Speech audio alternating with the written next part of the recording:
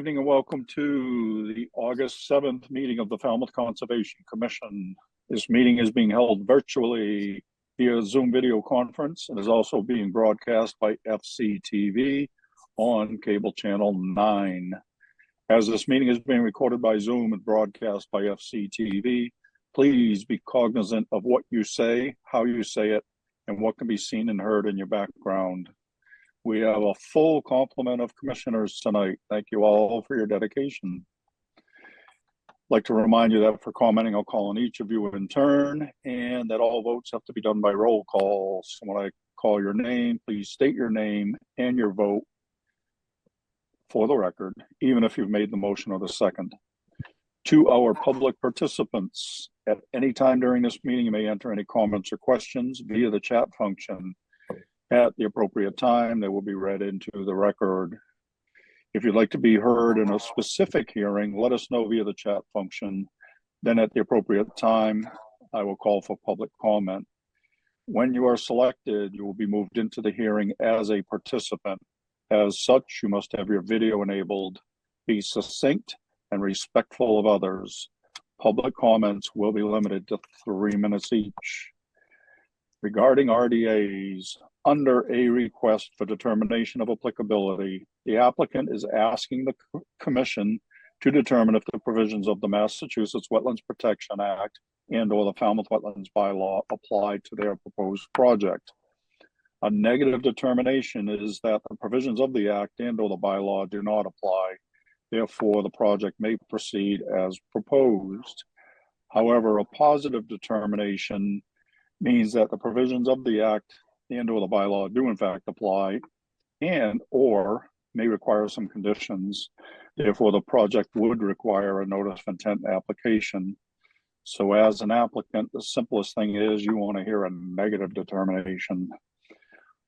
For the benefit of anyone waiting for a particular hearing tonight, and so that you're not waiting unnecessarily, the following items are expected to be continued: 0 Quaker Road and 33 Martin Road. All right, first up is vote minutes, July 31, 2024. Mr. Chairman, I reviewed the minutes. I'd like to move approval. Patton. Bird, second. All right. We have a motion and a second to accept the minutes as submitted. Questions or comments? All right, we're voting to accept the minutes till 7:31. Betsy. Gladfelter, aye. Courtney. Bird, aye. Matthews, aye. Kevin. O'Brien, aye. Maury. I have to recuse or abstain. Yep. I wasn't there. Okay. Ron. Driscoll, aye. Steve. Aye. With that quorum, we have accepted the minutes of 7:31. Next up is a request for a continuance for a determination of applicability. First request, Jeffrey and Barbara Littner, 0 Quaker Road, map and parcel ID is 05-01-087-007, North Falmouth, Mass, for permission to construct a new single-family dwelling with attached garage and Title V compliant sewage disposal system on an undeveloped lot. Melissa. The applicant has requested a continuance until August 21st. Bird, so move. O'Brien, second. Okay, we have a motion and a second to continue this RDA until August 21st. Questions or comments? We're voting on the continuance. Betsy. Gladfelter, aye. Courtney. Bird, aye. Matthews, aye. Kevin. O'Brien, aye. Maury.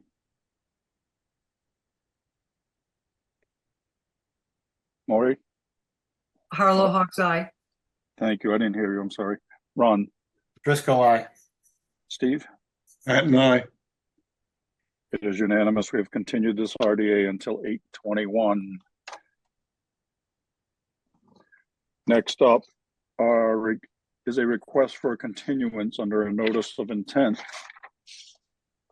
Lars Berggren, 33 Martin Road, East Falmouth, Mass, for permission to raise, RAZE, an existing single-family dwelling, construct a new single-family dwelling with bulkhead, upgrade the existing sewage disposal system, and install mitigation. Jim, Yes, Mr. Chairman, the applicant is requesting a continuance until August 21st. Bird, so move. Driscoll second. all right, we have a motion and a second to continue this notice until 8/21.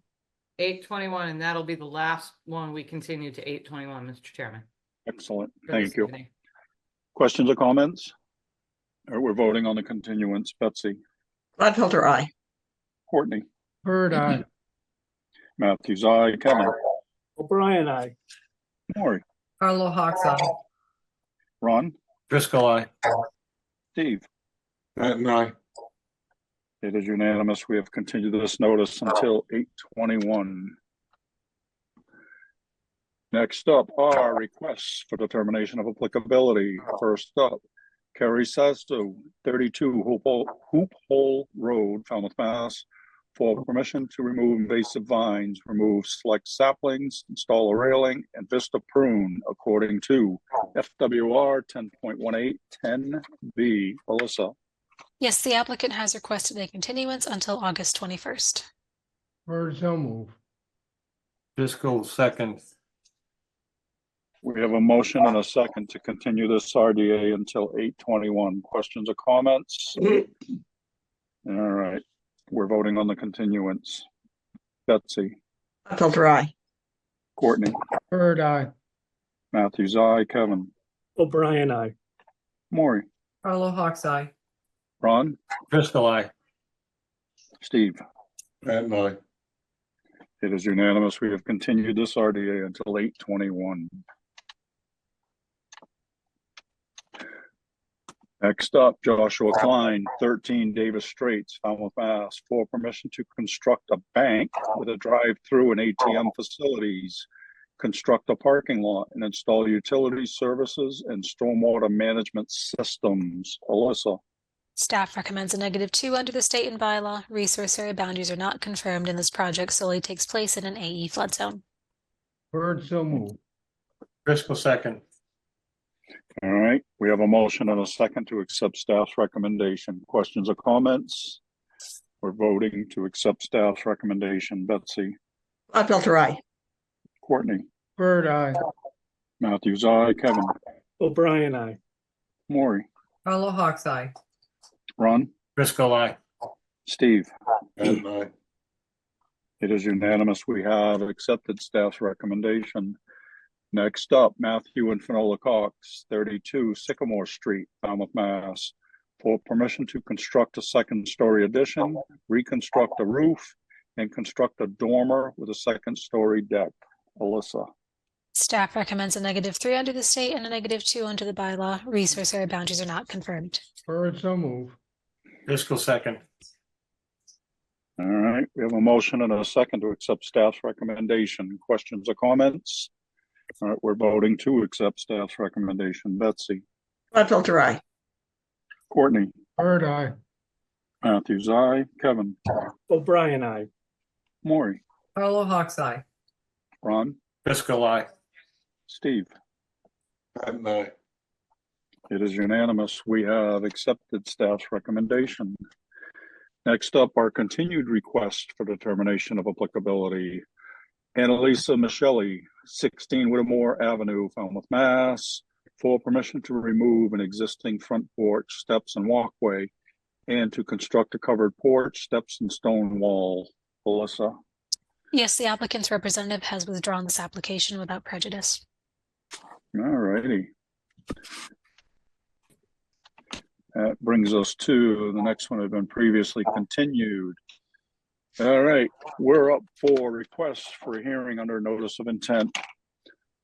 All hearings of the Falmouth Conservation Commission are held simultaneously under the authorities of the Massachusetts Wetlands Protection Act and the Falmouth Wetlands Bylaw. Although a single decision of the commission is issued, it represents a separate decision under each authority. As a reminder, public commenting is limited to 3 minutes, so I encourage you to stay within the purview of this board, which are the rules and regulations of the Wetlands Protection Act and the Falmouth Wetlands Bylaw, and how they pertain to a particular application. Chair reserves the right to stop any commenting that is disparaging or inconsequential to the hearing. First up, Jean M. O'Brien, trustee. Jean M. O'Brien Living Trust, 96 Silver Beach Avenue, Falmouth, Mass. For permission to construct an addition. Jen. Yes, Mr. Chairman, I have promoted Zach Bazinski up from Bracken Engineering to present his project. Hello, Zach, you're up, sir. Hey, good evening. For the record, Zach Pasinski, professional engineer, Bracken Engineering. I'm here this evening on behalf of the trust. I'm going to share my screen at this time. All right. As mentioned, we're here on behalf of the O'Brien family. This is a request to demo an existing deck inside stoop on an existing two-family, single-family house, and then construct a lateral addition onto the side of the house. All work will be within existing developed areas on the property. Resource areas are an AE 15 flood zone only. This will be a new flood compliant structure, not a substantial improvement. Project consists of also in updating on-site recharge and containing roof water on-site. An erosion control line has been shown on the plan. The site's very relatively flat, so we don't see any concerns there. And we did receive staff reports. There are no proposed trees coming down as part of the project, and we can add the additional landscaping on the back. And I'll turn it back over.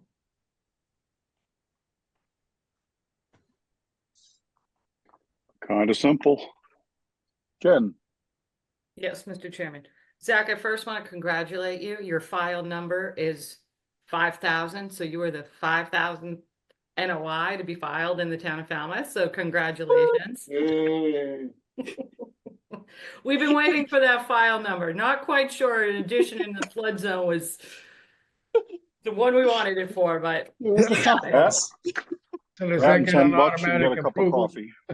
yep, you got it. No, Zach, if you just add that to the plan, I think we'll be all set. Thank you. Oh, sounds good.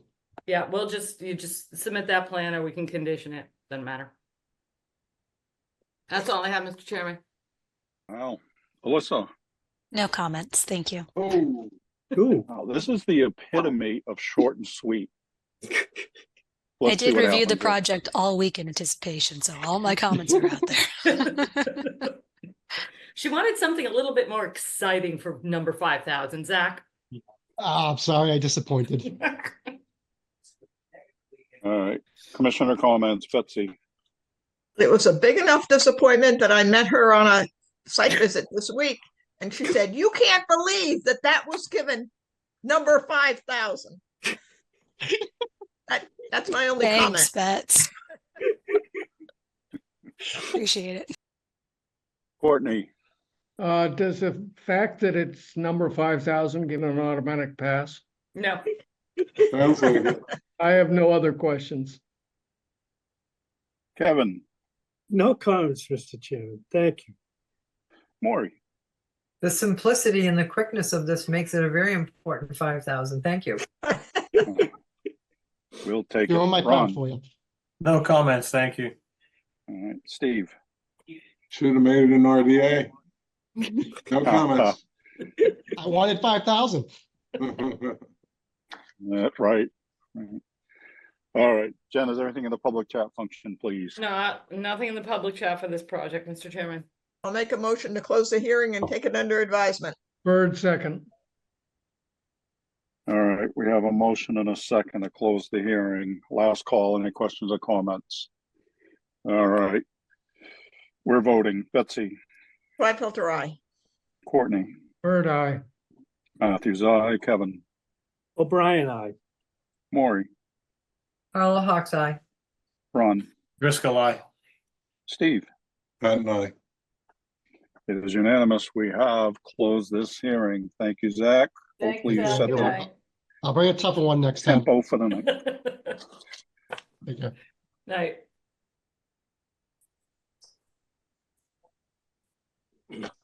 All right, next up, Eric W. and Savina H. Hamry, 218 Acapesket Road, Falmouth, Mass. for permission to raise, RAZE, an existing single-family dwelling and construct a new single-family dwelling. Jen? Yes, Mr. Chairman, I am trying to promote Tom, oh, there we go, Tom Bunker as a panelist. He'll be coming in a minute. Not quite sure what's going on with my Zoom tonight. He probably went off for pizza thinking it was gonna be a while. Right.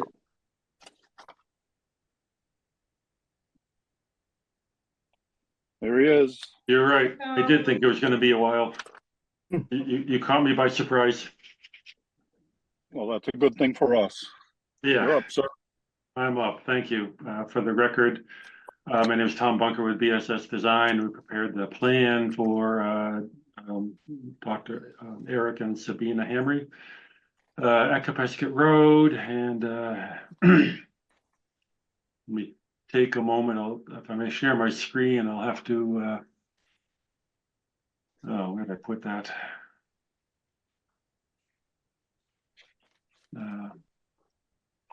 Hold on one second. I minimized something. Oh.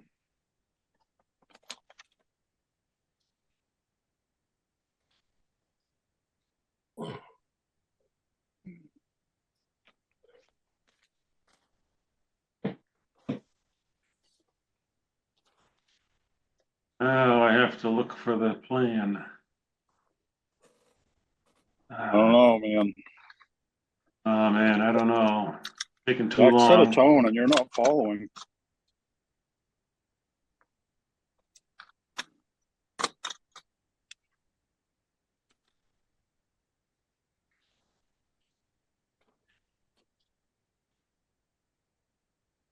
Should be coming up there. Okay, do you see that? Yes. Let me just have to check one thing here. Tom, can you maximize it on your screen, please? Yeah. Thank you.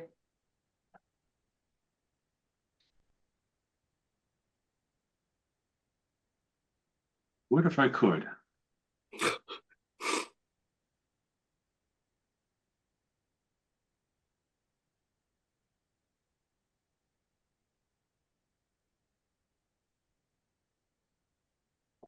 There, okay.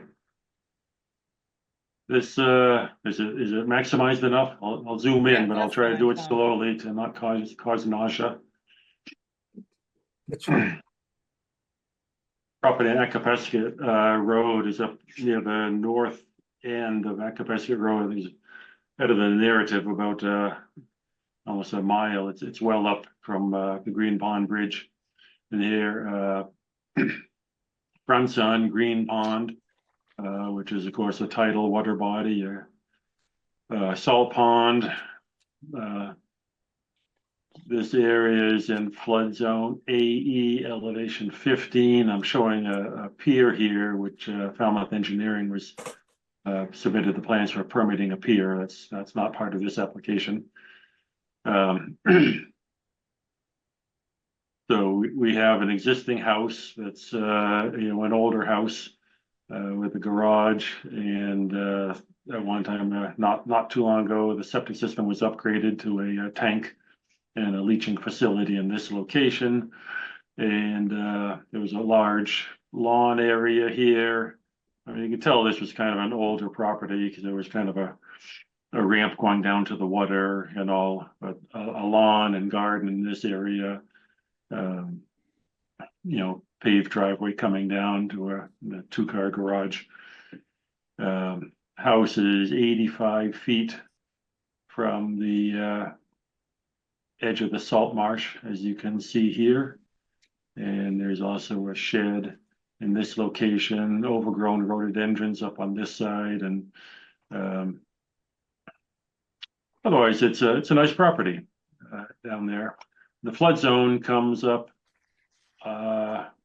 only to this location. That's the flood zone AE 14, and then there's a slight area of shaded X, which is sort of in this flat area above 14 till it hits the rise, and the rest of the property is in flood zone X here. So none of the houses in a what's considered the flood hazard zone as it is now. And I will show you the basically the house is moving a little further away. There was 80, what did they say? It was 85 feet from the marsh, and this one's 97 feet. I don't have the outline of the existing house on there, but it's further back and smaller.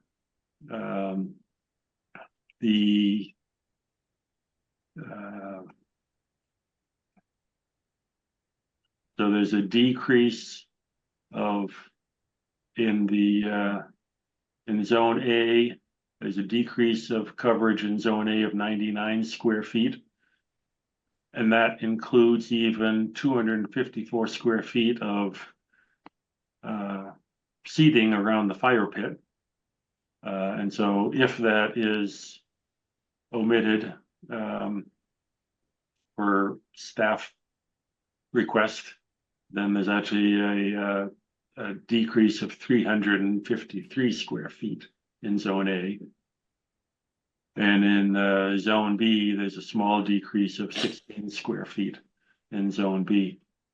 And so there are a few other things added, basically just stepping stones. There are some existing stepping stones, and so now there's a set of stones going down to the pier that's in the permit process, and a set of stones going over through the fire pit area to the shed and the ramp, and then of course from the driveway over. So this is one of those projects which sometimes you say you like, is the house is getting smaller and pulling back a little bit out of the zone A. They're also going to try to dig out some of these if they push the limit of work up into this area here where they're rhododendrons, and so dig out some of the rhododendrons and maybe plant some in other parts of the property, maybe along the south property line. But that's the proposal. We have a proposed house, dry wells around it for the roof runoff. We're not touching the septic system. We're not increasing the number of bedrooms. And so for now, that's staying the same, although that is in an area, a nitrogen sensitive area, coastal pond overlay district, where in time a denitrification system will probably be required and will be installed. So that is that's the proposal. I'd just like to say, at least they wanted a fire pit with the seating. I put it in here. I kept it further back than the shed. The shed in here is 70 feet back, and so I moved that back above, away from the coastal bank, and all, and the same distance back as the shed. But if that doesn't meet muster, then we will, I think, withdraw the fire pit and the patio for now. I might come back with an amend the order later if they find a better location that they would like to do it. So that's the proposal. Okay. Thank you, sir. Jen. Yes, Mr. Chairman, the only staff comments is regarding the fire pit, which you have in your staff report. It is moving closer than the present primary structure. So if it's going to be used as a patio seating area, it's moving closer than the present primary structure. That's all my comments, Mr. Chairman. All right. Melissa. No comments. Thank you. All right. Commissioner comments. Courtney. What would bring the fire pit into compliance by moving it back or eliminating it? Moving it towards the side of the house so it's not moving closer than the present primary structure. Okay. I have no other questions. All right. Tom, generator and or AC condensers? I haven't heard of a generator being proposed, and everybody's putting in AC or heat pumps. And definitely they would go, back in the zone B where there's already a decrease in coverage, but we can I'll talk to them and see if we'll add that and you know, either amend or just show it to get it by staff for adding the heat pumps for that. Okay. Thank you. All right, Kevin. I guess no questions. Thank you, Mr. Chairman. Okay. Maury. The amount of fill that you're bringing in the A zone, is that just going to be a really steep slope there?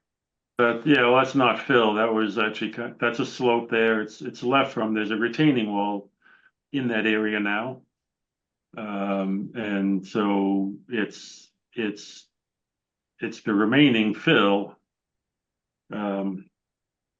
You know, after taking the retaining wall down, and we might come back and propose a retaining wall. We hadn't got to that point in the as far as the landscape plan on that, but it's not fill anyway.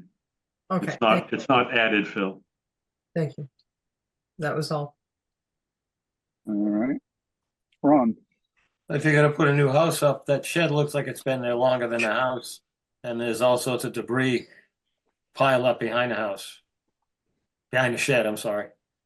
Shed, yeah. Yeah, well, then maybe they'll come back and see if they can, you know, replace the shed, but at the moment they're concentrating on the house. All right. That's all, thank you. All right, Steve.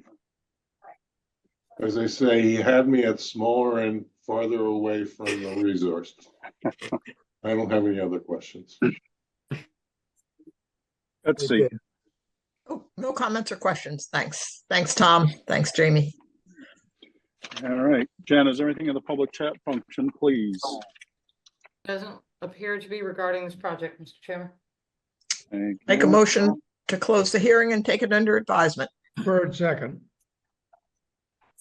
All right, we have a motion and a second to close the hearing. Any other questions or comments? All right, we are voting to close the hearing. Betsy. Gladfelter, aye. Courtney. Bird eye. Matthews, aye. Kevin. O'Brien, aye. Maury. Hello, Hawk's Eye. Ron. Driscoll, aye. Steve. I have a question, Mr. Chairman. Should I ask it or vote? Yeah, you can ask. Pat and I. We're going to condition the fire pit. Or shouldn't we get revised drawings? And I don't want to continue it. But I mean, isn't that a little different? Well, go ahead, Jen. Steve, we can condition it and receive the revised drawings. We do that sometimes with small revisions like this. So we can condition a revised plan showing the removal or relocation of the fire pit to where it meets the regulations. Thank you. Mr. Bunker, you understand we'll probably condition that fire pit? Yes. Okay. Thank you. Okay, that's it. And just to say it, we could accept it as it's proposed, right? If the Right. board chooses, yes. As a commission. Correct. We So, could. Either way, it's a small enough revision to your point, Steve, that, you know, it's not necessary to continue it. No. So with that, we're Consistency, unanimous. Yes, we have closed this hearing. Thank you, Mr. Bunker. Thank you.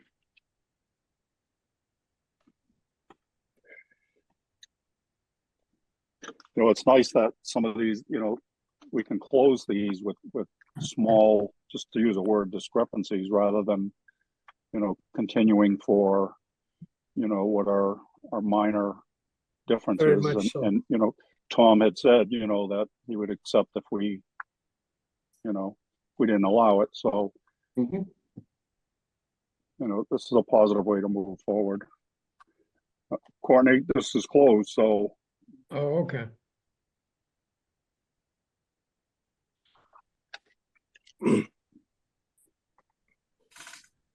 so at any time, don't anybody feel like we have to rush to close something. It's, I mean, you know, Yeah, if we have to continue somewhere, if we have to continue dialogue, that's fine too. I just had But had a question, but we can solve it in deliberation.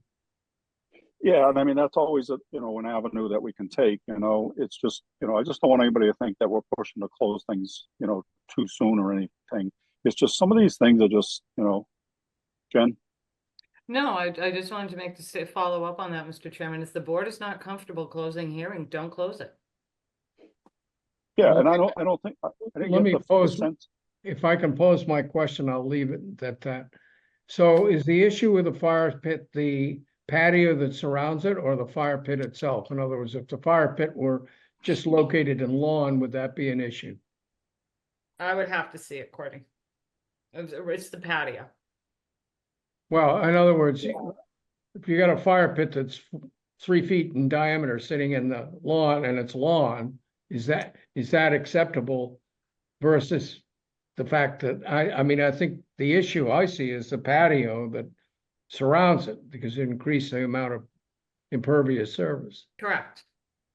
So, I mean, You if can- that, But I think we should look at the would we whole be thing comfortable as, with that? Yeah, that's all. You can discuss it in deliberations, Court.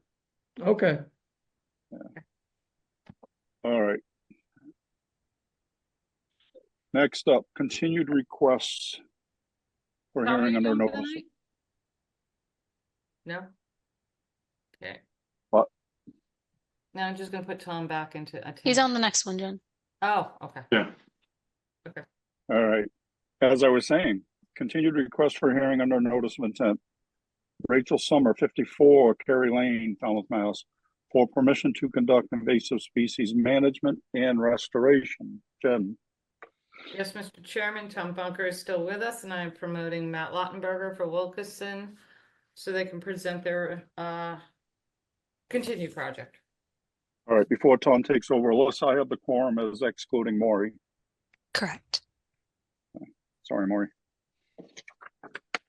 All right, Mr. Bunker, you're up, sir. Did we lose him? No, he's just not in his chair. Did Tom It's not- step away? Yeah, Tom did look like he stepped away. I can introduce this project. Matt oh, Lottenberger here's from. Tom. Oh, here he is. All right, yeah. I had to go scan something. So is I Matt, don't mind waiting for you. okay, is Matt there? Matt is with There's us. Matt, okay, yeah. Yeah, I thought maybe Matt could start. Okay, yeah, I don't- happy to. Was I know starting. you had some questions for me on the coverage, so I don't know if you want to talk with Matt first, or I can explain my goof in calculating the coverage for some of the mitigation planting. Oh, why don't you Well, go this was a first? continued Tom? hearing, so why don't we talk about why it was continued? Okay,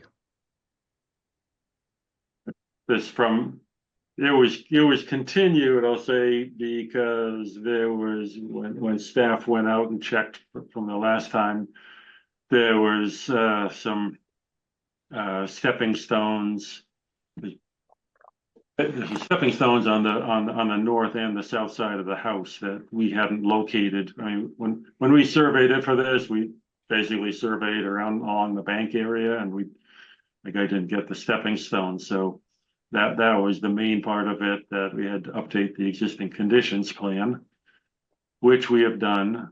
But then staff has, Alyssa has in her comments about the coverage, and I think I made the same mistake. I was just going through the notes, the area, the coverage calculations just now, and I think I made the same dyslexic type of mistake that I made when I was drawing the plan. You wrote down 134 instead of 314. But I can show you, I'll put my plan up here now. If I just have to take a moment to find it on my computer.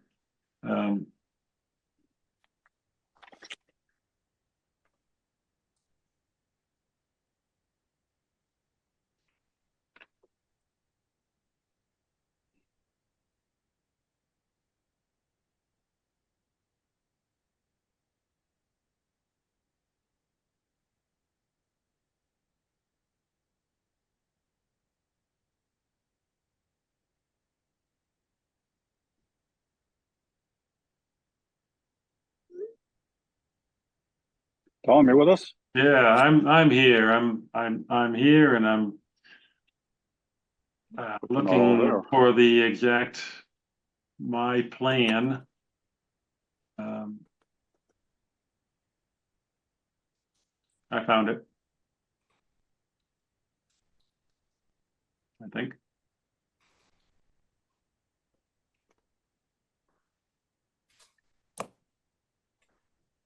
No, I'm sorry. You said, you came on too quickly, and I wasn't quite prepared for all of this quite yet. Can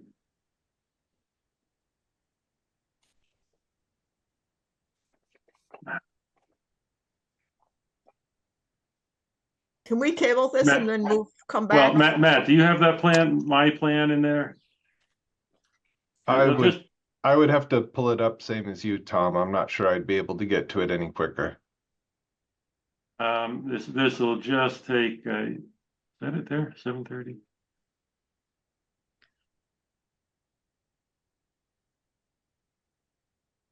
Okay, I have, let me see, I'll have to pull this up to share the screen for a second.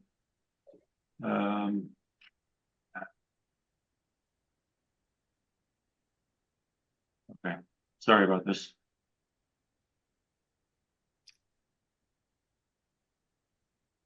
Too many files when we have continuances. So this is our revised plan with several colors on here. And frankly, this project started with doing some restoration in this area here. So I can tell you the sort of the color scheme. These orange crosses is what was originally the proposed mitigation, mainly down the bank on the two sides of a path. And the hexagon is what we had located as planted mitigation. It's mainly here, and there's some up in here also, and I think that Matt's plan to show more detail about what's up in here. But you know, this was planted. This is a straight line because the approved plan in 2015, this wire fence was at a different angle and it came all the way up this way. And this whole area, this triangle was permitted as lawn. But the fence was built down here, and this fence also is more landward, a little bit more landward than what had been approved. Anyway, that's why this area was never called out as mitigation, and that's why there's just an odd shape here with a line. That was originally called out as mitigation. So this area had identified 250 square feet as a possible area for more mitigation.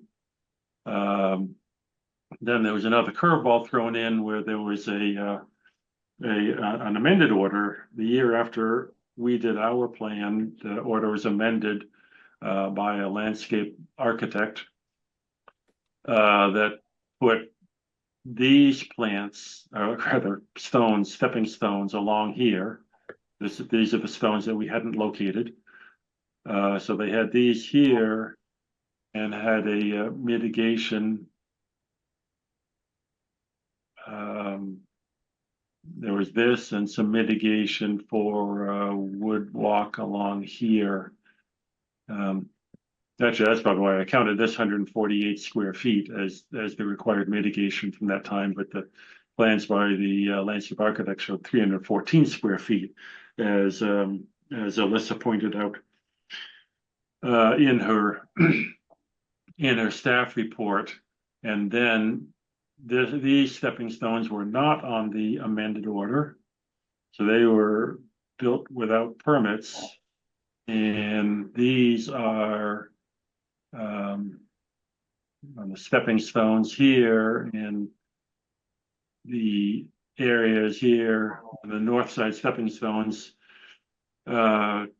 total requiring 3-to-1 for the zone A and 2-to-1 for what's in the zone B, 333 square feet of mitigation. And so I had a few wrong numbers here. The proposed mitigation was 2144, which is shown on the plan, but the 1970 was the area that's all shown down here. And then this additional area does make it 2144, but I wrote the wrong number down here. And so Alyssa questioned whether we had enough room. So I had 343 square feet of mitigation for this is where my dyslexia comes in. It's actually 314 square feet was required. And this is where they showed the mitigation planting from 2016. But there is additional room here. This area is a grassy area here, all grasses, which is available for planting. That's 150 square feet. And then another 53 square feet down here. So what I just went off and scanned, and I will, if I may, 1 second.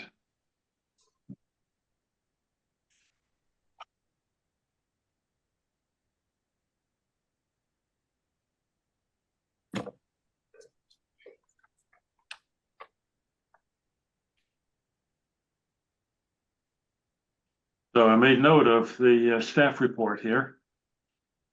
So this shows the areas that are required: 2144 from 2015, 314 square feet from 2016, and then the stepping stones that weren't part of the amended order, 333 square feet, which comes out at 2,791 square feet required mitigation. And so I have these areas drawn out here. This is where the fence goes. So the 173 square feet, which is north of, outside the fence, plus the additional 250 square feet that is shown.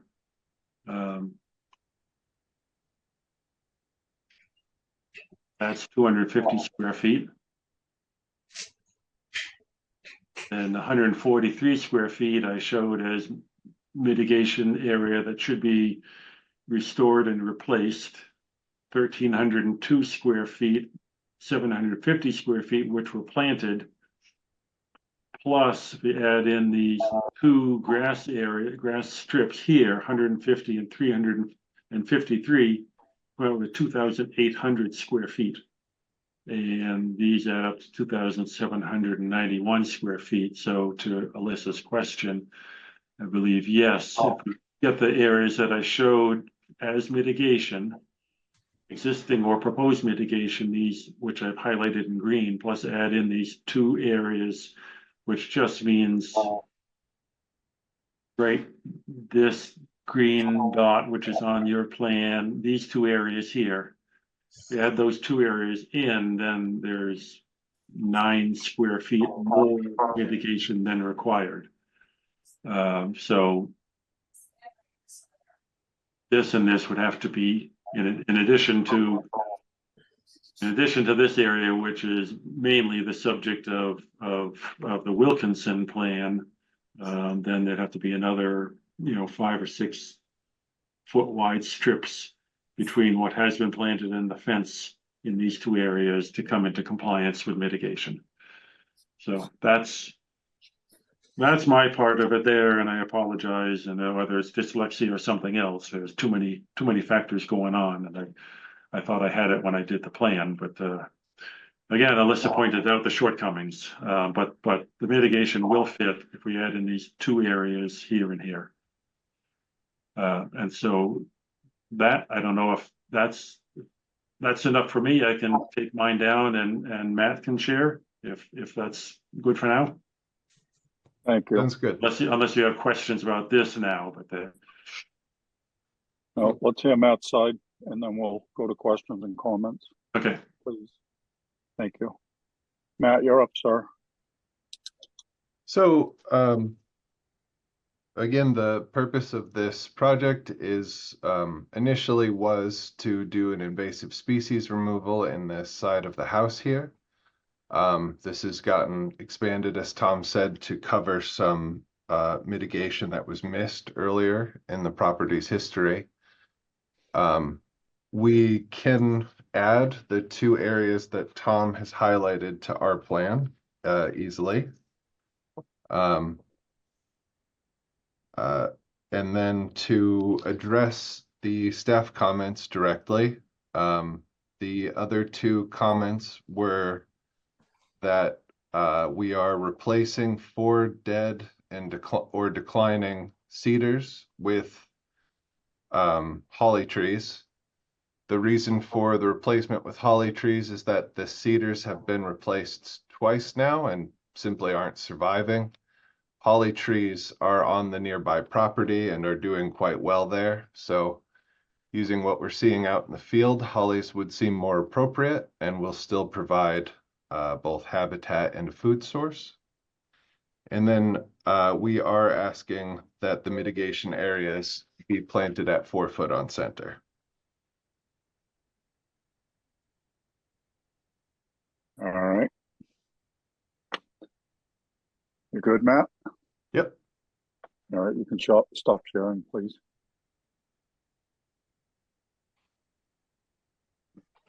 All right, Jen.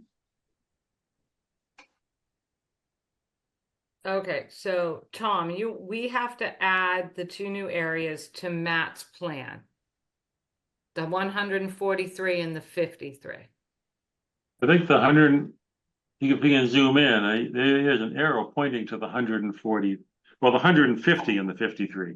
That's what I meant, the 150 and the you're right, 53. yes. You took down your sketch too fast. So my question to Matt is, what are you going to plant those areas with? We would propose planting them with the same mix that we would be putting in the other 2 areas, which is beach plum, bayberry, and black chokeberry planted 4 feet on center. Okay. Tom, can I see your plan again? Sorry, Matt. Yeah. I'll stop sharing. Thank you. Start again. This plan here. Yep. So Okay. how far are those new areas? Okay. Great. I just wanted to see how far those new areas is off that pool deck. Well, I mean, it's the closest right here. I don't know. Well, that's a planter. I mean, they're more than 10 feet from the pool deck. There's already a planting bed wrapping it and the path, and then a fence. So it's all on the downhill side of the fence. It's all on the downhill side of the fence. Okay. Thank you. That's all I have. All right. You lost me for a sec, Tom. I think I know. I got it again. Do you want me to send my sketch in as part of the record? Just a joke. All right, Jen. I'm all set, Mr. Chairman. All right, Alyssa. 2 follow-up questions. Matt, the proposed new areas for mitigation, does that look similar to what we looked at in the field? Yep, those are areas that are right now the areas that are inside the fence in the main invasive removal area. That area right now is a mix of grasses, some of which are invasive, so we'd be removing them anyway. And then the area on the outside of the fence facing the water is an area that looks like it was intentionally sort of kept clear, perhaps for maintenance reasons, but it could it would make a nice home for these shrubs. Okay, perfect. Thank you. And then one just clarification question for Tom. Tom, thank you for explaining the number switcheroos there. The reason I had questioned it is just that black hexagon area that shows what's out there now.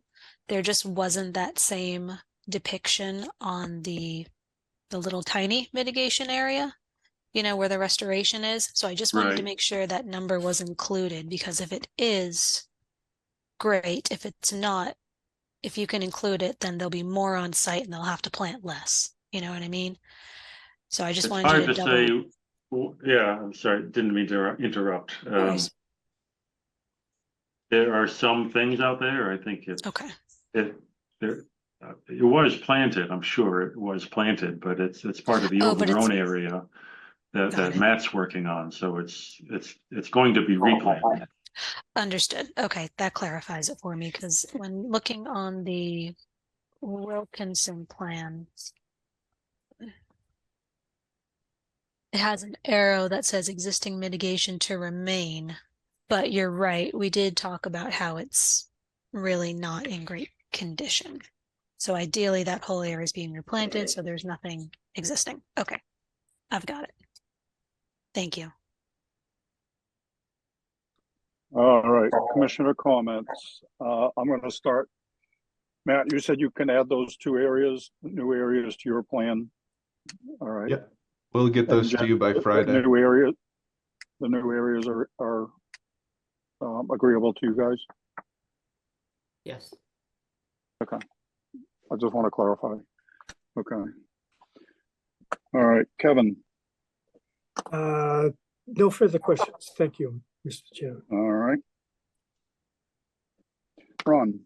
No questions, thank you. Okay. Steve. No questions, thank you. Okay. Betsy. No questions or comments. Thanks, Tom, Matt, Jamie. All right. Courtney. My only question is, just for our edification, you are saying 4 feet on center, our protocol is 3. I assume the reason for that is that when these things grow to mature size, they'd crowd themselves at 3. Am I correct? That is correct. Thank you. No other questions. All right. Jen, is there anything in the public chat function, please? Nothing in the public chat regarding this project, Mr. Chairman. I'll make a motion to close the hearing and take it under advisement. Third, second. All right. We have a motion and a second to close the hearing. Any other questions or comments? All right, we're voting to close the hearing. Betsy. Gladfelter, aye. Courtney. Third, aye. Matthews, aye. Kevin. O'Brien, aye. Ron. Driscoll, aye. Steve. Matt and I. It is unanimous with this quorum. We have closed this hearing. Thank you, Tom. Thank you, Matt. Thank you. Thank you.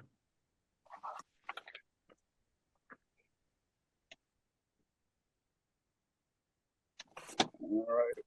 Next up has been previously continued. This brings out the gentleman. Yeah, I'm just moving Matt back into attendees because I think he has another project tonight. Where are we? Who's up next? All right. Next up, Paul G. Panarello and Jane Panarello, 30 Uncatina North, West Falmouth, Mass. For permission to stabilize an eroding coastal bank and reinstall previously required mitigation. Jen. Yes, Mr. Chairman, I am promoting. Okay. Got Joel Right. Kubik from Woods Hole Group. Trying to get Gwen Ball from Woods Hole Group. And the property owner. All right, before we start, Alyssa, again, I have the quorum excludes Maury. Yes. Thank you. All right. Joel, you're up, sir. Evening, everyone. Thank you for having us. For the record, my name is Joel Kubik with the Toll Group. I'm a professional engineer and professional land surveyor.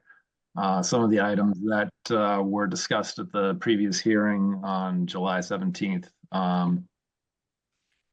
had to do with the neighbor's vertical stone wall. I'll share my screen so we can look at that. Thank you.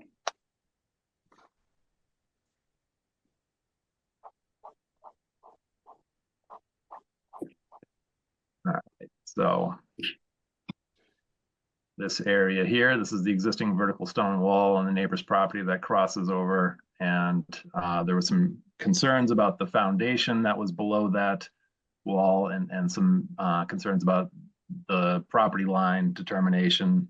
We got information from the neighbor from the previous work that they had done, which shows that foundation and also showed that property line very similar to what we are showing.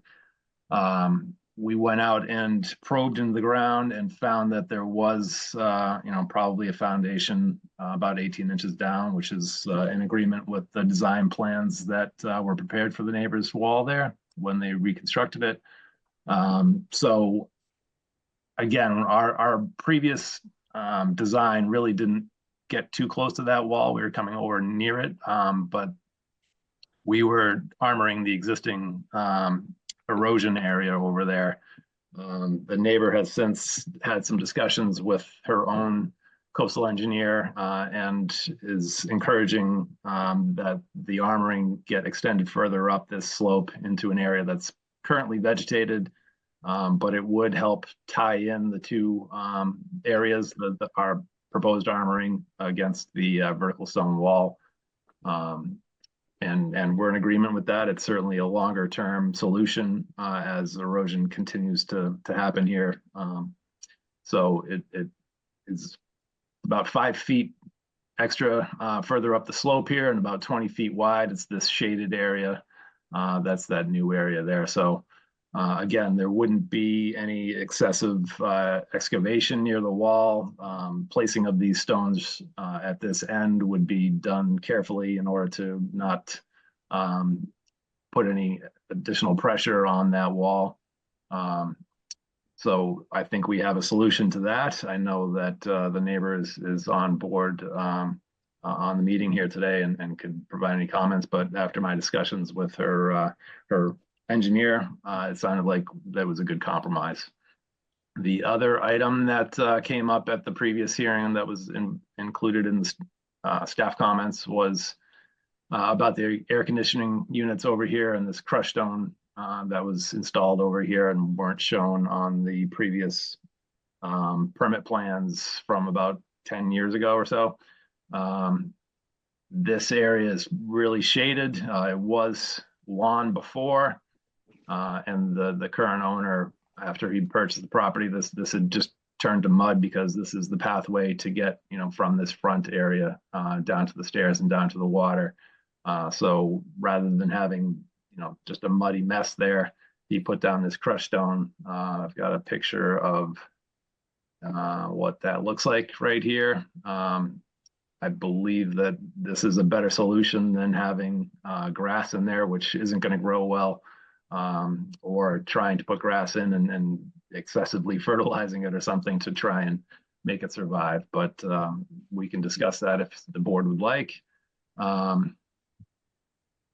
And another staff comment had to do with the timing of the restoration plantings being reinstalled here. And it makes sense for the owner to combine that with whatever work landscaping wise and restoration behind this the armoring and try and have the landscaper just come out once to complete all of that. So we'd ask that that restoration mitigation be tied in with the additional work that gets done at some future date, possibly next spring, but it's to be determined. I believe that covers the main points that were of concern from the last hearing, but I'd be happy to answer any other questions. Thanks, Joel. You can stop sharing. Sure. And any input from Gwen and or Paul? No? All right, Jen. Yes, Mr. Chairman. Joel, that plan you just showed, is that ready for submittal or is that just a conceptual? It is very close. Again, we just found out about this yesterday. I've made that change. Obviously, this is the first time you've seen it. I could get it to you this week. Okay. Yeah. I am a little concerned about the planting. The mitigation planting does need to be installed. I don't want, my concern with waiting for the wall is, when is that wall going to be built? Is it a 3-year permit? I mean, we could, We'll have to talk about that in deliberations, because We- that is a concern to me. the owner could issue a bond that might make the commission feel a little bit more comfortable about the fact that that would get done eventually, one way or another. We can talk about that. Okay. And they can talk about the gravel area as well. That's all I have, Mr. Chairman. We, like Joel said, this is a change that, you know, we were approached by the abutters engineers yesterday. We encouraged them to get in touch with Joel, so that this didn't end up in an appeal. And they reached out to Joel yesterday. So this has been a very last minute change to this plan. But again, as Joel said, we think it's a better design. It alleviates the concerns of the abutter and a potential appeal of any order that is written. And again, as Joel said, it'll be a longer lasting design, correct, Joel? Yeah, I believe so. Yes, for both parties. That's all, Mr. Chairman. All right, Alyssa. Thank you. Just a follow-up note on the staff comments. When it comes to the first comment on the crushed stone, Joel, based on the current interpretation of the regulations, the zone B is permittable without mitigation. It was really just the zone A that I was referring to.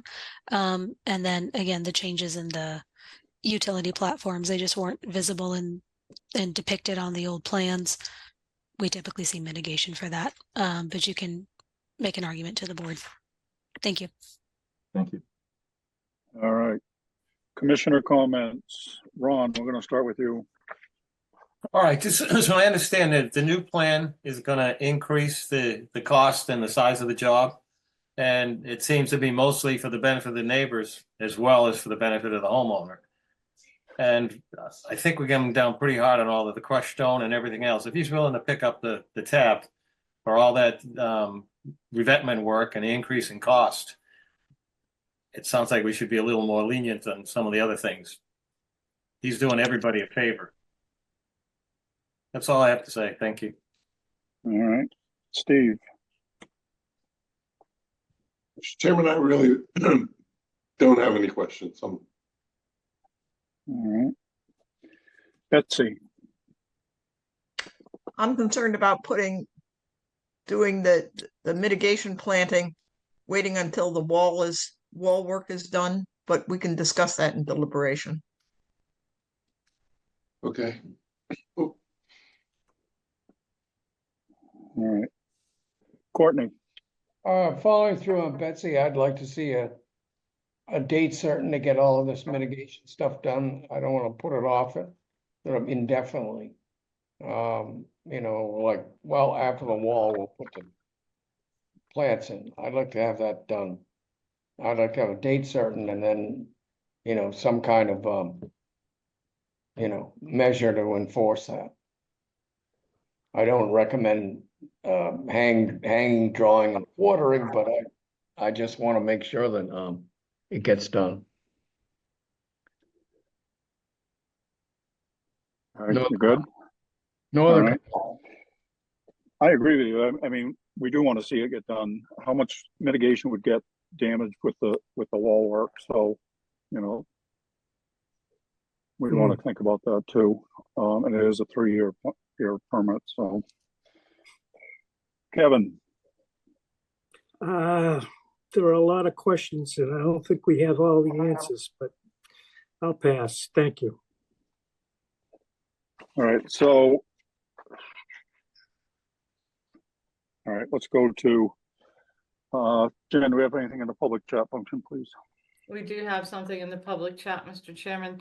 Mo Excellent. Campanella would like to address the board. I do believe she is with 2 of her engineers with her, so I'm promoting them up right now. Excellent.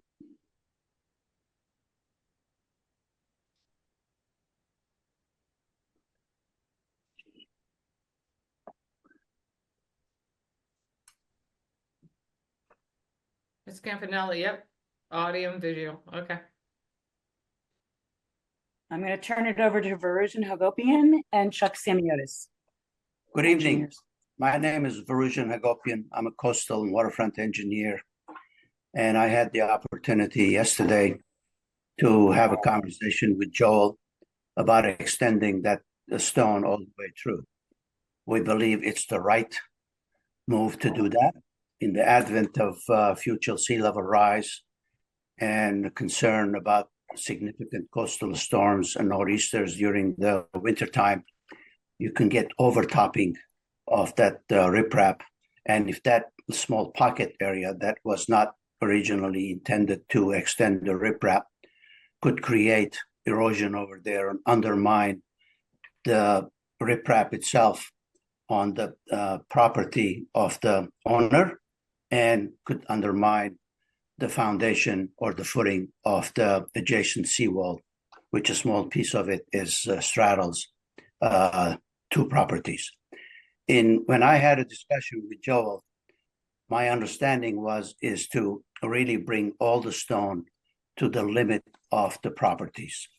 If I can address it to Joel, there is a small pie shape, very small. I saw it on the plan that was not filled with the stone. We would advocate doing that, so it will be 100% coverage. There will be no concern from anybody else. And I'd be happy to discuss that with Joel again tomorrow, because Joel said he's going to finalize the plan in the next couple of days and submit it. So when he submits it, everything will be 100% compliance between both parties. Would that be okay? Understand what you mean. We'll see. Yeah. It's a very, very small piece, Joel. I mean, we're talking about a couple of feet. It's nothing more than that. It was in the sketch. Yeah, that's all right. We can work it out. And again, he's going to finalize the plan and submit it, so it'll be all taken care of. And we thank you for the thank you. We're changing the plan again. Is that the idea? Is that what I'm hearing? If I may, Joel said this plan was not almost the final, he said in the hearing, and he's going to submit it. So it's literally a small sliver. If we can bring the plan, you can see it. It's a small pie shape, very small area. It was sent to the commission. It was sent to the commission and to Joel yesterday. Okay, so Jen, we're going to be looking for a continuance to get a revised plan, correct? If the plan needs to be revised again, we're probably going to need a revised plan submitted for the record. Yes, Mr. Chairman. Okay. Sorry, Joel. I could show you that sketch that he sent, and everyone could understand it right now. We could possibly close this rather than drag it out any longer. It is honestly, as Verujan just pointed out, it's a very small area. It's really just an extension of the slope down to meet the capstone in that one area along the property line. It's Mr. Chairman? But have we even seen the revised plan up to today? No. It's So the you're one. wait a minute. Sorry. We're revising a revision that we haven't seen. I'm just, to be clear. Has not been submitted, correct. Okay. All right. I'm not who sure was had their hand raised in the Campanella camp. Oh, nope, we're good. Okay. Thank you. Betsy. I would rather see a continuance and see what the plan that you're talking about is. I mean, we haven't seen it until tonight. And now you're saying what Joel showed us, that I think everybody was fairly comfortable with, is going to be revised, and it might be a little revision, but we want to see what it is before we vote on it. And I have Go ahead. Oh, sorry, Jamie.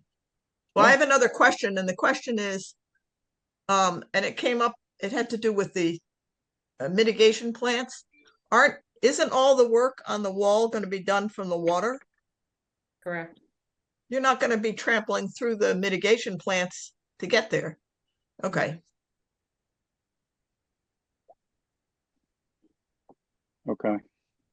Courtney, did I see your hand up?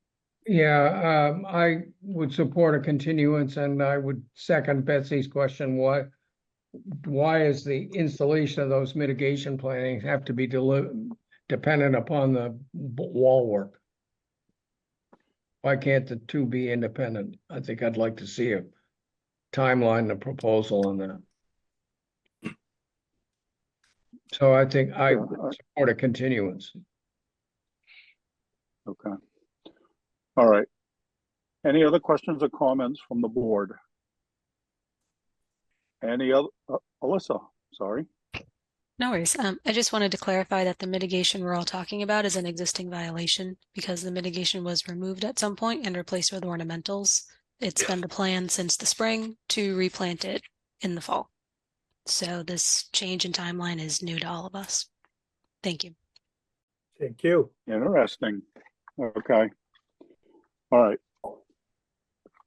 Any other questions or comments from staff? Any other questions or comments from the applicants or their representatives?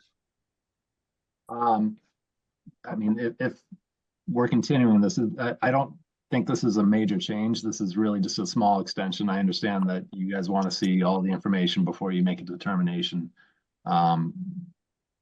I can show you the plan. I can show you the sketch. It's the same design. It's really just a small area that needs to be filled in with that same material. It's going to match into the existing riprap at the lower part and into the grade and into the existing wall that was shown on the plans previously. If that's the only issue that's really outstanding right now, other than the timing of the planting, I would hope that we could possibly close this on that condition of issuing that revised plan into the record, but it's up to the board here. Well, we even haven't seen this sketch. I can share my screen and show it to you, if that's okay. It's up to chair. Well, it hasn't been submitted, so yeah. Me personally, I don't know. I hear you. Revision to a revised plan that we haven't received. I understand. I mean, this. Joel, we're looking at some of your emails. Geez, sorry about that. It's okay. I just wanted to let you Say know. anything bad about the board? That was all good stuff. Screen 2. There we go. Now, okay. So this is the sketch that was sent over. This is this small yellow pie piece that Brugian just mentioned. This is the existing capstone. The water's down to the bottom right here. This is the proposed stabilization. This is that area that we talked about extending further up against the existing wall here. So he's talking about just bringing this down into this little like 2 or 3 right, square. but the piece, the half moon piece on the top is the sketch you're talking about, correct? The yellow. Yep. Yep. So those yellow areas are on Mr. Panarello's at number 30. And what's the rust colored piece? That is something that they're going to have to do on their own. They're talking about potentially filing their own notice of intent to do some additional work on their property. But this little sliver piece here is us bringing down the proposed armoring to meet the grade right there along the property line. And as it was shown on the plan here, you can see that it wasn't shaded in on mine.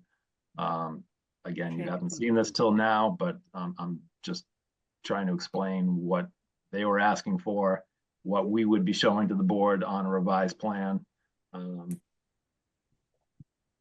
I hope that we could close this, but again, if this isn't enough explanation, we can discuss it again in another meeting. Joel, would you show us the mitigation area again, please? Sure. This is the mitigation, the restoration that is, as Alyssa pointed out, really an enforcement for area that was removed. The only reason that I was asking that be done later is that, as you know, this is being done from the water, there is going to be some excavation to disturb this area of erosion in order to put the bedding stone and everything else in. There is going to be some disturbance up above that area. There's going to need to be some kind of replanting of native vegetation back behind that. Just having the landscaper come out, one mobilization, and take care of all of that seemed to make some sense. And then it's obviously a cost savings as well. So that was the interest in doing that. But that should have been done prior anyway, right? It is an enforcement. It's unrelated to the wall work that's being proposed today. Yeah, okay. All right, you can stop sharing, I think. Thank you. All right. Questions or comments? Steve? Mr. Chairman, I share your opinion. I think we can close this and discuss it. Okay. Well, it's up to you guys. Any other questions or comments? Last call. All right, Betsy? So if this is a case, so nobody said anything for the last hearing with Tom in his little sketch that he put together. But this is a case where this sketch should be part of this, should be entered into the record here. I agree. All right. And if that were done, I could live with closing the hearing at this point, if Jen's comfortable with it. It's not something we No usually pressure. do. I don't think it's going to affect the timeline of the project. It's not like this is a time the wall's going to be built within a month or so. I'm just trying to move this process along for the sake of this project. It really is up to the board. I'm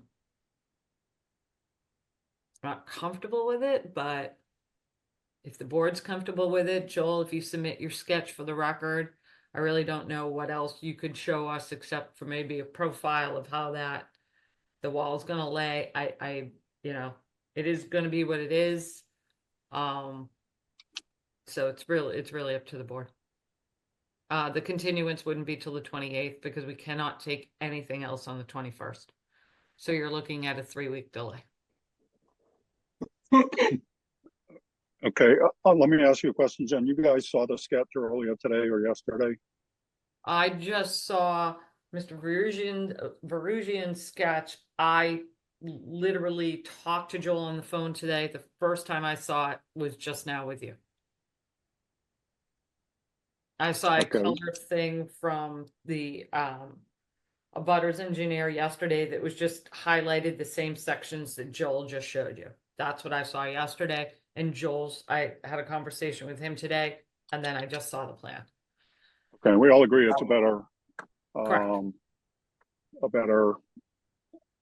don't want to insult you, Joel, a better iteration or addition to the two plan. coastal engineers are in agreement. Sorry? I said the two coastal engineers appear to be in agreement. Well, that's always a good thing. Courtney? I understand that it's nice to be able to move this on, but there are just a lot of kind of loose ends here. And I know it's a inconvenience for the property owner, but I think we should continue it and get a plan that's clean and everybody understands and becomes part of the record. And and I think that should include a firm deadline on getting those mitigation plannings in. So I don't support closing it tonight. All right. Questions and comments? Last call. Betsy. I just want to commend the two neighbors for getting together and solving this, so we're not dealing with, you're each not dealing with, we're not dealing with a lawsuit down the line. Amen to that. Here, here. The engineers. All right. What are we looking at, folks? I'll make a motion to close the hearing and take it under advisement. Second. Driscoll. All right. All right, we have a motion and a second to close the hearing. This is it, folks. We're voting to close the hearing. Betsy, Gladfelter, aye. Courtney, Bird, no. Matthews, aye. Kevin, O'Brien, aye. Ron, Driscoll, aye. Steve. Aye. 5-1, we have closed the hearing. Thank you, everyone. Joel, please submit that sketch yes, and the revised plan as discussed in this hearing with that other little piece filled in, please. Thank you. As soon as possible, please. Thank you. Thank you. Thank you, everyone. Mr. Chairman, I just need to let the abutters know. Yep. That this hearing has now been closed. Where did Joel just go?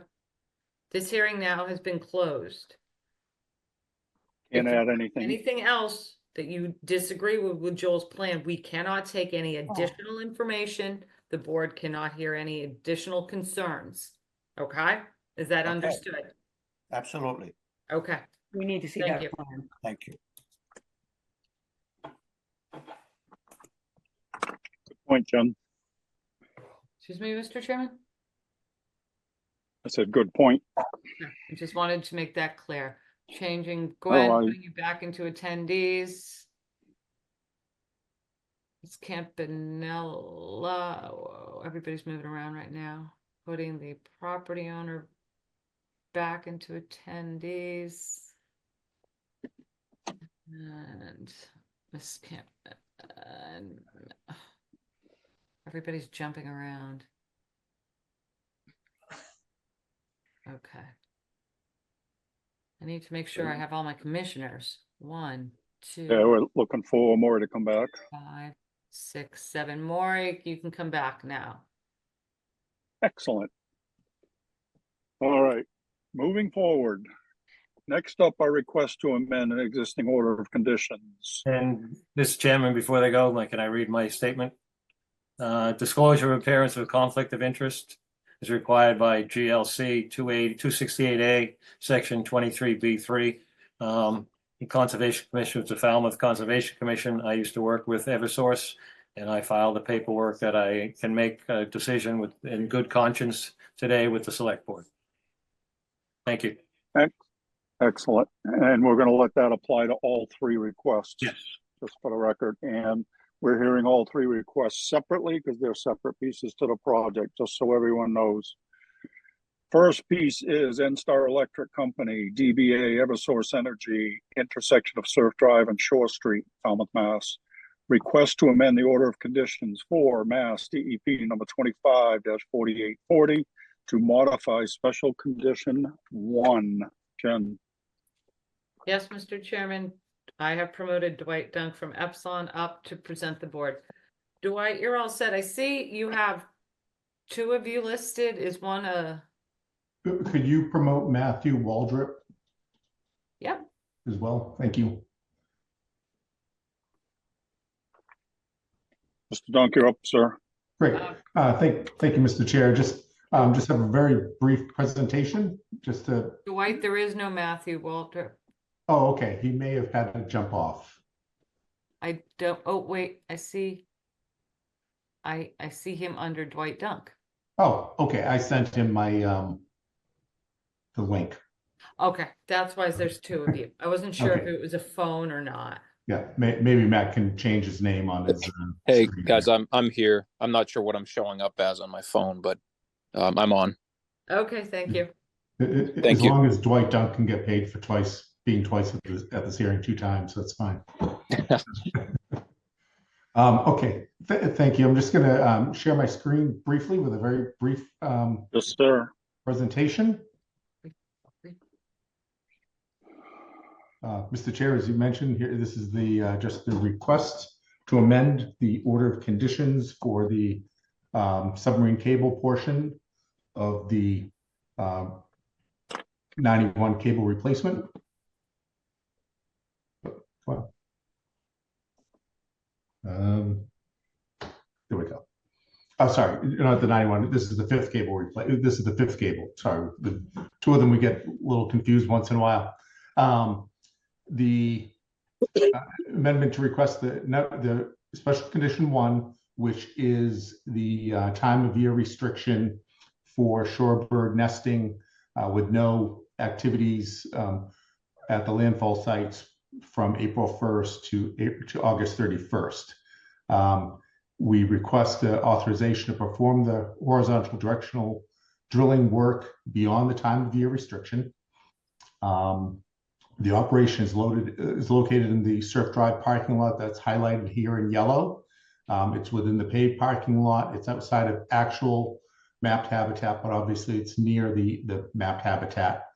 And there are no other changes to the project plans or other conditions requested or proposed at this time for this order of conditions. For the operations on Surf Drive, the work will all occur within the paved parking lot. That's the drilling and the setup, the laydown, etc. So it's all within in the paved parking lot. There'll be a fence around, security fence around the work zone.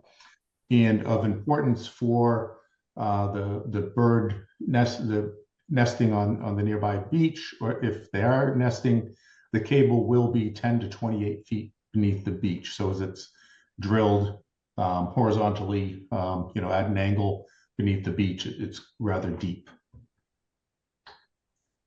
We did coordinate with the Natural Heritage Endangered Species Program regarding this change. The Natural Heritage, the program indicated that they would want to see a shorebird protection plan. We developed a shorebird protection plan, submitted that to the program. You can see here the mitigation as proposed in terms of the monitoring,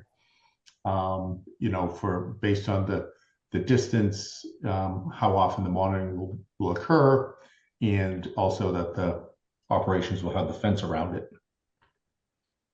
The Natural Heritage Endangered Species Program did review and approve the materials submitted to them, including the shorebird protection plan.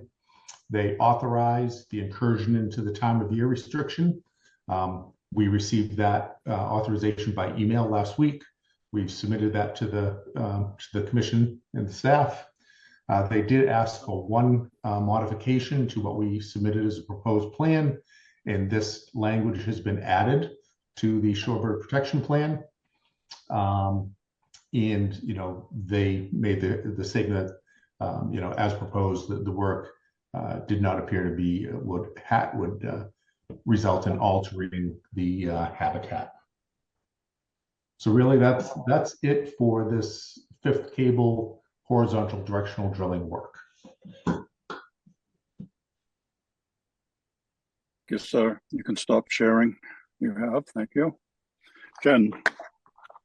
Yes, Mr. Chairman, we have reviewed the shorebird protection plan. We have received communications from Natural Heritage that they have approved the plan with that one modification. We made sure that modification was in the revised plan, and I have no further comments. All right, Alyssa. No comments, thank you. All right, questions or comments from the board? Ron. Yeah, just a quick question. Is there a time of year restriction on the other end in Martha's Vineyard? There's the same issue with protecting the birds out on the island as there is in Falmouth? Yes, there is shorebird habitat mapped over on the vineyard as well. And with the project, the two projects combined have a total of 4 horizontal directional drills. So when we start looking to do the work, the schedule worked out that these two in Falmouth, let me stick to the fifth cable one, The request is to have the incursion extended to mid-June. And the reason for this is because in selecting Falmouth, not that we think that Falmouth resources are any less important than the resources on the vineyard. However, the work here in Falmouth is on a paved parking lot. It's not mapped as actual habitat. It is an offset from the actual habitat, as opposed to having work being in a natural, although on the vineyard it's in a right of way, it's in a natural state. So there's essentially habitat conditions that extend from the mapped habitat up to the work zone. So the paved parking lot here is a better option. All right, thank you. I'm all set, Mr. Chairman. Thank you. Betsy. Hi, Dwight. This isn't a conservation issue, but is the select board aware that you're going to be working there in June? Because that's a busy parking lot starting in June. Correct. The drilling work in the actual work will actually be done probably mid-May, mid to end of May. But we've requested the extension to mid-June should there be, construction delays, because this work is going to be occurring in the late winter, early spring. So should there be weather delays, things like that, we wanted to get some float in the schedule should there be any construction delays. So on that note, our approval for this amendment does not constitute an approval from the Board of Selectmen. The Select Board, just to be clear. Yes, Mr. Chair, we understand. As Dwight mentions, it's really just a contingency. Hopefully we're not working there in June, but we have our community relations folks are in constant communication with the Select Board and other town officials. So, that line of communication, it's going to be a living situation where, we'll update folks on a daily basis, basically, or more often, whatever the town requests. But hopefully we won't need to be in there in June at all. Agreed, but I just want to be clear. It's not blanket approval. Jen? Yes, sir. Understood. I just want Dwight and Matt to realize that those plovers run anywhere from Fresh River, Dwight, down to Trunk River, and this year they were favoring the Fresh River side. So that clearly lands them right within that 600 feet of where you're working. So they are there. They are problematic for not only your project, but for a number of town projects that we've had to delay and stop and modify because of their presence. So I just want you to know this isn't just an exercise in having you submit a shorebird protection plan. They're there. They've been showing up consistently for the last 5 years plus. Right. And they are more, for the past couple of years, they're more on that Fresh River side. So I just want you to know. Right. Thank you. In as I said, we really expect the drilling to be done, and then after the drilling, there's site cleanup and demobilization and site cleanup, and that extends beyond the actual drilling work. It's still work. I'm not stating, Jen, that it's not work, but it just that's going to be on Mass Audubon and Natural Heritage, whether you stop or not. Right. Yeah. Okay. And the nesting has been successful, right? So they're probably going to be even more next year. Please don't say that. Just having people think about it ahead of time, rather than when they show up. It's the worst habitat for them over there too. I don't know why they like it so much. All right, any other questions or comments? No. Jen, is there anything in the public chat function, please? Does not appear to be anything in the public chat regarding this project, Mr. I'll Chairman. make a motion to close the hearing and take it under advisement. Third, second. All right, we have a motion and a second to close the hearing. Last call, questions or comments? All right, we're voting to close the hearing. Betsy? Gladfelter, aye. Courtney? Bird eye. Matthews, aye. Kevin? O'Brien, aye. Maury, Frollo Hawk's eye. Ron, Driscoll, aye. Steve. And I, It is unanimous. We have closed this hearing. Thank you to both Mr. Dunks.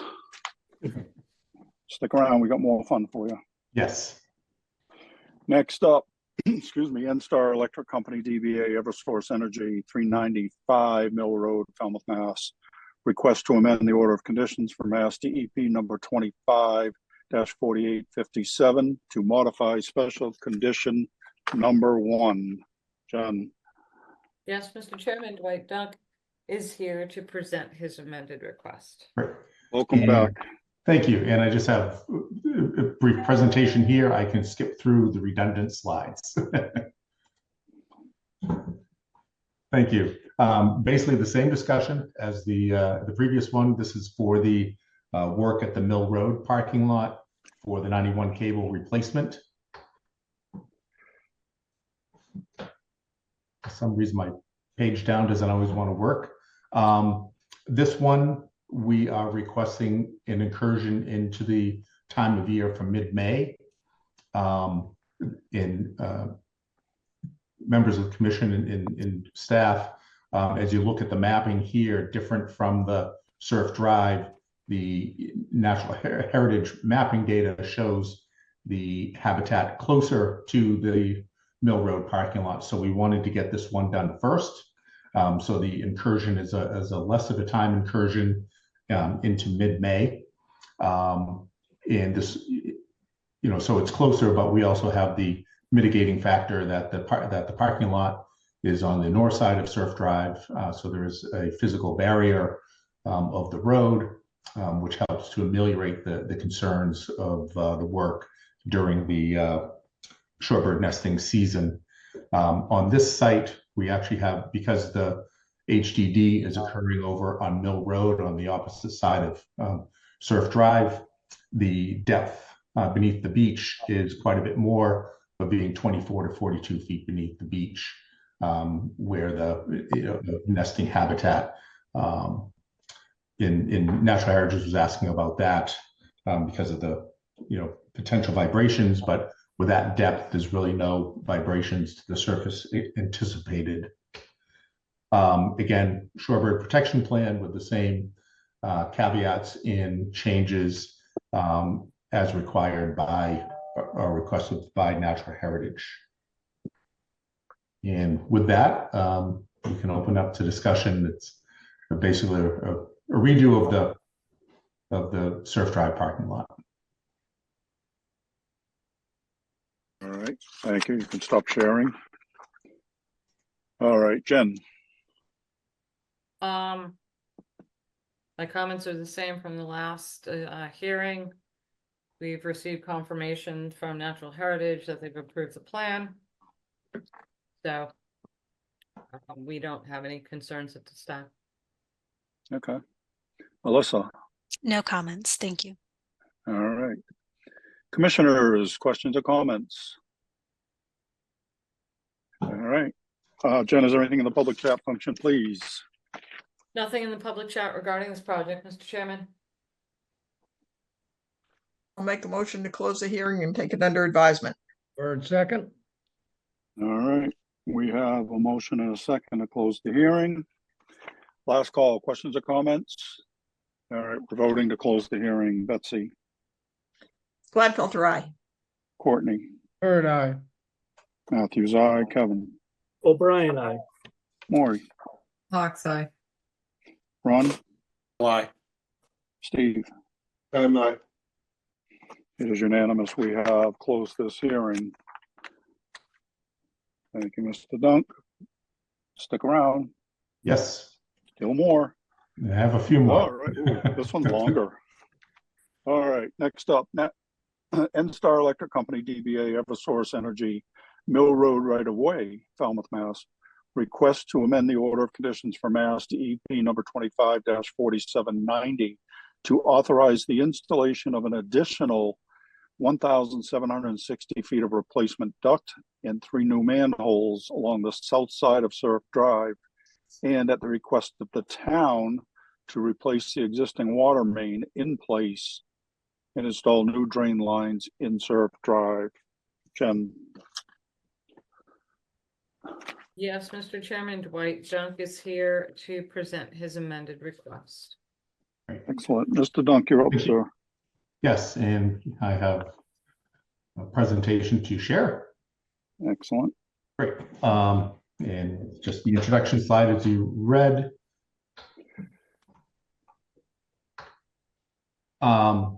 And as you indicated that, you know, the purpose here is the change here is the original plan. Eversource proposed to use the existing duct that's on the north side of Surf Drive. So the duct that was installed in Mill Road last year and into the Mill Road parking lot, that would be extended, a new duct to the manhole that's near that intersection of Mill Road and Surf Drive, and then use the existing duct all the way down to Surf Drive parking lot. There'd be the need to install some manholes along that existing duct and then tie it into the new cable that would be installed at the parking lot. However, as the work in Mill Road, the additional surveys, locations of utilities was better understood in Surf Drive during this past construction season, there was significant utility congestion to installing the new proposed manholes, because those are pretty large structures, 10 by 12 horizontally. So the request is to put in a replacement duct on the south side of Surf Drive that would better accommodate the new manholes that are needed to install this fifth cable. While that was being done in coordination with the town, with the DPW, that water main, we understand, is about 100 years old. That's an old water main. And the DPW was looking to replace it. So rather than having the ductwork occur in Surf Drive, and then in some other construction season, a year or so later, dig everything up again to put in the water main, the town requested that, would Eversource, combine the two to allow the water main to be built during the same time.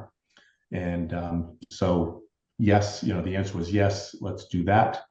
And then also there's some drainage work over by Surf Drive in Shore Road that needs to be done, and the DPW asked for that to be permitted as part of this amendment as well.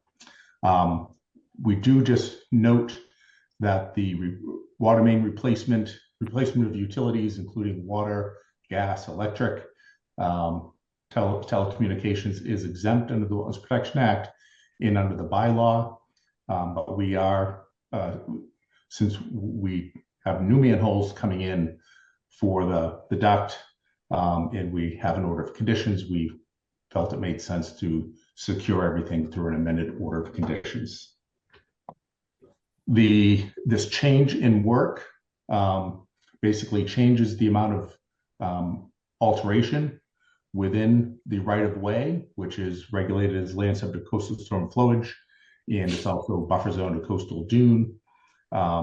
You can see the table. I don't need to read all the numbers to you, but total, this does increase the temporary alteration to to a little over 22,000 square feet.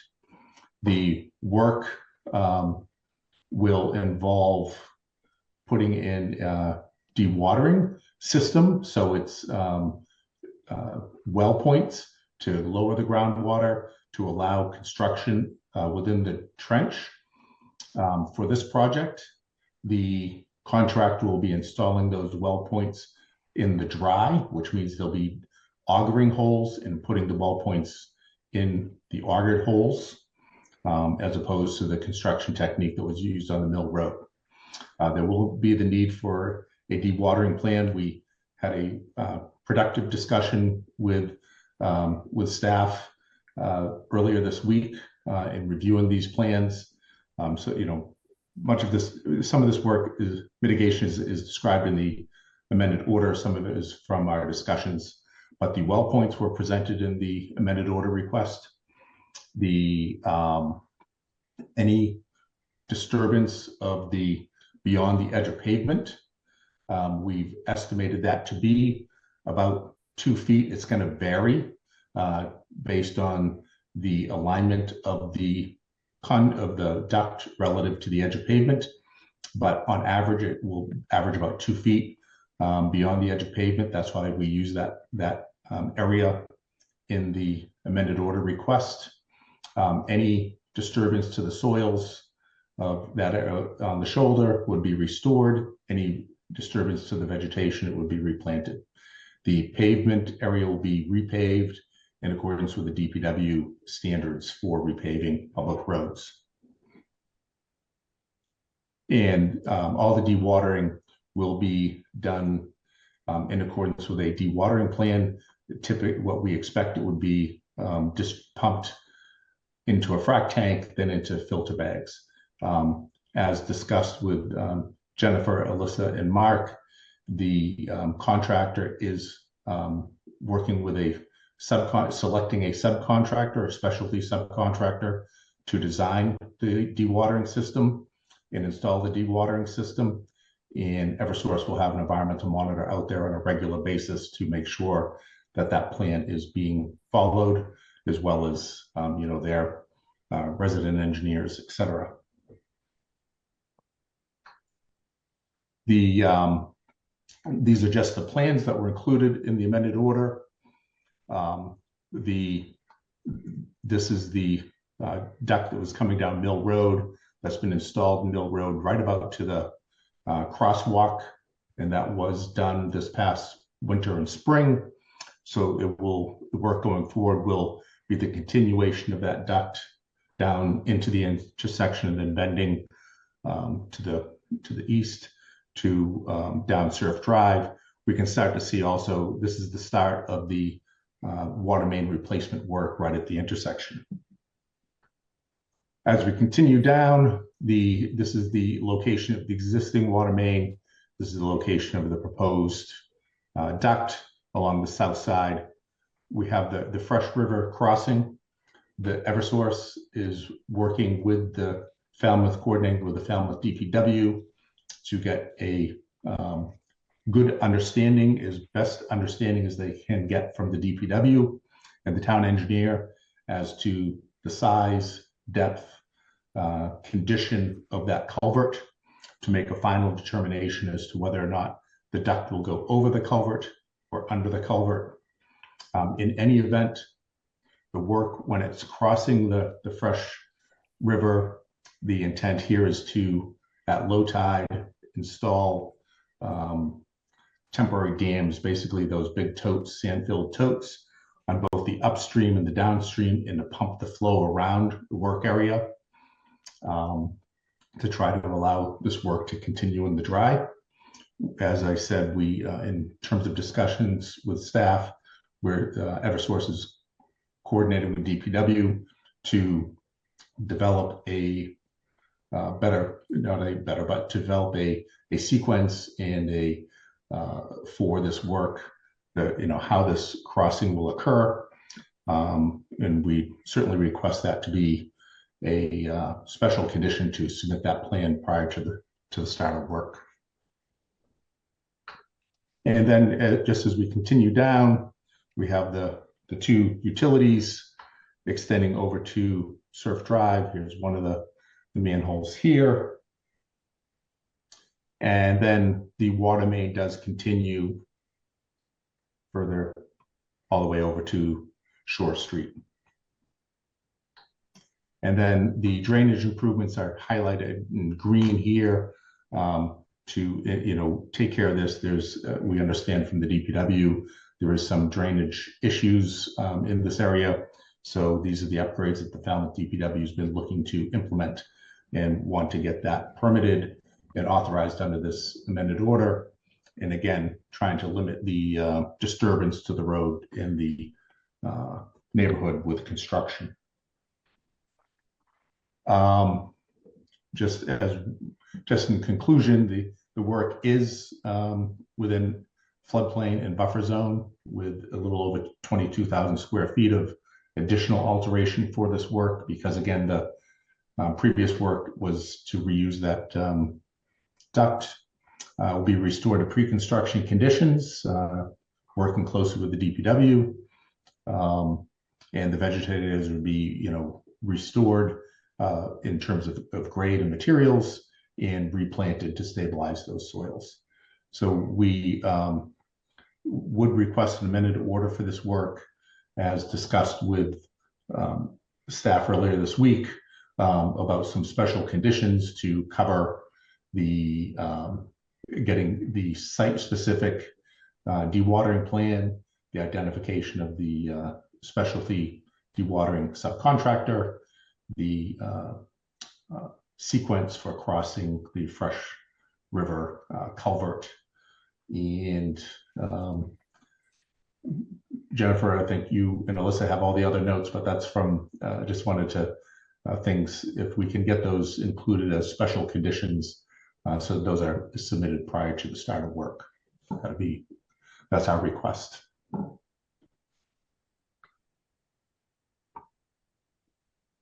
All right.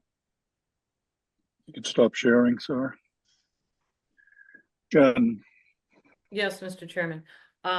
Yes, Dwight, we are going to add those in, that you're going to be augering those well points in the dry, one pump per tank. We did have quite a few failures at the beginning of this project along Mill Road. So we're trying to learn from those failures and reset. If I may just interject, could we, depending on pump sizes, things like that, what they're doing then. So I would like to see what the plan is from the specialty subcontractor, because depending on sizes of pumps and pumps rates, but that was the case study that we had of what worked at, down on the Mill Road parking lot, with the equipment they had. So. Okay. Well, we can revise that and just say that we need, so Mr. Chairman, what the staff, the DPW and the town conservation staff would like to see is, we'd like to see a specialty subcontractor on the project that specializes in dewatering. We would like a plan submitted to the town prior to work for the town to review and approve. That should be submitted 10 business days prior to their start of work, and that should give the town time to approve it. And if the town does not agree or want some changes to that plan, the plan does need to be amended to meet the town's satisfaction prior to the start of work.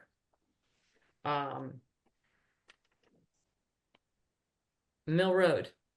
We also had a discussion that the cleanup of Mill Road would be done prior to the start of this project. I did say that we would get you comments by the end of this week on your proposed cleanup plan, and that is, we are on track to provide those comments to you, Dwight. Okay. So that's another thing, Mr. Chairman, I'd like to see before the start of work is the cleanup of the Mill Road site, because again, there was a few issues out there. Dwight, the staff, I guess, is still uncomfortable with not knowing if you're going to go under or over the culvert. I understand you don't know what you're going to run into until we open up that road. What are the assurances the town's going to have that you place that culvert where the town would like it, knowing where you're coming in and replacing that culvert that is on? That study is already being done. That culvert is slated to be replaced. Would you be working with the DPW on the siting of that culvert, or would your contractor just be making a judgment call? No, Eversource and the contractor are going to be working with the DPW, coordinating with the DPW to develop a plan that's hopefully that's mutually acceptable and works for both parties. So that there is going to be coordination with DPW. It's not going to be a contractor decision in the field. And if I write that in the order that the DPW has to approve it, that's going to be satisfactory. That'll be Okay, Matt, whether the DPW approve it or the DPW it's developed in conjunction with the DPW. okay. Yes, that's certainly acceptable from an Eversource standpoint. We'd accept that condition. Okay, either that or it's, you need to provide 2 sets of plans to us before we close this hearing, showing a plan underneath and above. And again, it's hard because we haven't opened up the road. We don't know what we're dealing with. Right. Okay. Sure. Yeah. I mean, it is a DPW asset anyway. And, you guys have been partners with us in this project. So we want to make sure that, they're satisfied with it anyway. So regardless, we'd still want to have the DPW sign off on it. Yeah, that's going to be a condition that they sign off on where this, and that they're satisfied where this duct is going. Because again, we have a lot of problems with Fresh River. There, and we told Dwight the other day, we have to really condition when you put those totes in, because that water backs up. And people's basements do flood there when Fresh River gets clogged, and we can't go in and clean it because we have a plover issue. So people's basements have flooded over there. So we don't want that to happen during this work. So that will be conditioned. Sure. Understood. And, just to also, in addition to the DPW, I believe the town engineer is also involved in these discussions too. So both on a construction level and what I'm talking about is the town engineer, is so the same. Okay. the Same deputy group then. director of the DPW, the director of the DPW, the town engineer. Gotcha. The town engineering staff. All of them have to be in agreement. Okay. And understood. And Jennifer, just I think I did mention, but the intent was to install those totes, install those block that off at low tide. Yep. So that there's some storage on the upstream side. Correct. In using the totes, so those could be removed if there's a storm predicted, because that's a faster operation than if individual sandbags were installed. So the large totes are better to allow it to be removed if needed for And weather. the totes will be sized appropriately for the culvert. They come in standard sizes, so they may need to be like 2 team. or staggered to have 2 or 3 to make sure that they're tight. But I Pretty- don't think it will be just one on either side, given the size of that channel and culvert. Yeah, pretty good. Okay. And 4840. Kevin, you're not on mute. And then just letting you know, Kev, and then restoring the shoulders of the road, you'd be using compatible sand and beach grass to restore those plantings along the road if disturbed. Yes. Because you said 2 feet on average, so we might have 3 or 4 feet in some areas that are disturbed beyond the pavement. So that's really cutting into that dune. Right. And there are some areas that we looked at that there's going to be none. And then, like you say, some other areas that it's more. So I think on average, it seemed to average out to be 2 feet in terms of giving a number for the area of disturbance. But yes, whatever is altered would be restored and replanted. Okay. And we can write up some conditions on that it has to be, approved by staff before being done, because we're gonna want that elevation of that dune area, if we do have some elevation in those areas, to be brought back to that and match that elevation, slope it in and replant it. Yep. Okay. Yes. I think that's all I have. We have been working with Epsilon on this. We have learned a lot of lessons on Mill Pond, and we are trying to avoid those issues going forward, Mr. Chairman. And just to reiterate, Doug, the original project, you were going through an existing duct, and now we are installing a new duct on the south side, which is why we didn't have the discussions of Fresh River to begin with, because it was already going into an existing duct, and now we're putting in a new duct, correct? Correct. Yeah. Okay. Thank you. That's all I have, Mr. Chairman. Is the existing duct up or under the I don't know. culvert? I don't know, okay. Mr. Chair. That long ago. Okay. Alyssa. No comments. Thank you. All right. Dwight, I'm looking for a clarification. So that existing duct, you're going to abandon it? Yes. Okay. There's a And- cable, actually, let me, I would. Excuse me, Dwight, could I It's interject just for a existing- second? I wanted to answer the chair's question, but I couldn't get off mute. That duct is above, Mr. Chairman. You asked if it was above or below, it's above. Okay, Thank you. And Matt, if you could just answer the chairman's question, there is an existing cable for the 99 cable, I think, that runs down that runs in that duct. Yep, and we're not abandoning it. It's my So understanding. it's not Still being a live abandoned. cable. It's gonna still hold that existing cable that's in there. Yes, I but think the duct, there's still a yes. live cable in there. So it You're won't just be not going to abandoned, add Mr. to it. Chair. Okay. Yes. And then the 1,760 feet of replacement duct is all inclusive, but the water line is only going to be 300 feet on Surf Drive proper. In terms of a standalone water main, so the water main extends beyond where the duct ends at the Surf Drive parking lot, and to tie into the cable, then the water main extends beyond the duct, and it's a standalone water main replacement section up to Shore Street. But you're not changing as much of the water line as you are the duct. Correct. There's no Yeah. duct beyond that point, so. Gotcha. The ductwork starts before the water main starts, is what Correct. I'm getting at. Yeah. Yeah, okay.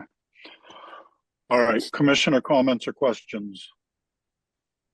Anyone? All right, Jen, is there anything in the public chat function, please? Nothing in the public chat regarding this project, Mr. Chairman. Wasn't there a neighbor that wanted to speak? There's no hand raised. There's nothing in the public chat.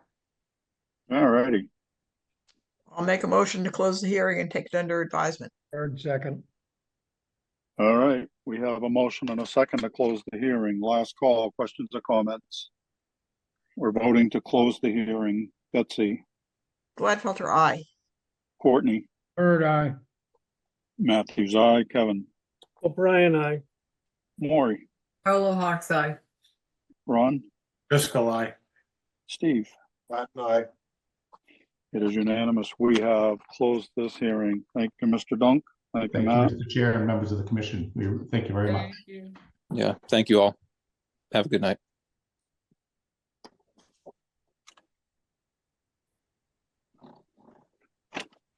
All right.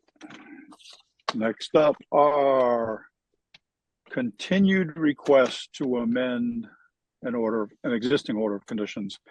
First up, James Bouchel, 4 Eldridge Drive, Falmouth, Mass. Request to amend the order of conditions for Mass DEP number 25-4929 to permit invasive species management and vista pruning in accordance with FWR 10.18 10B.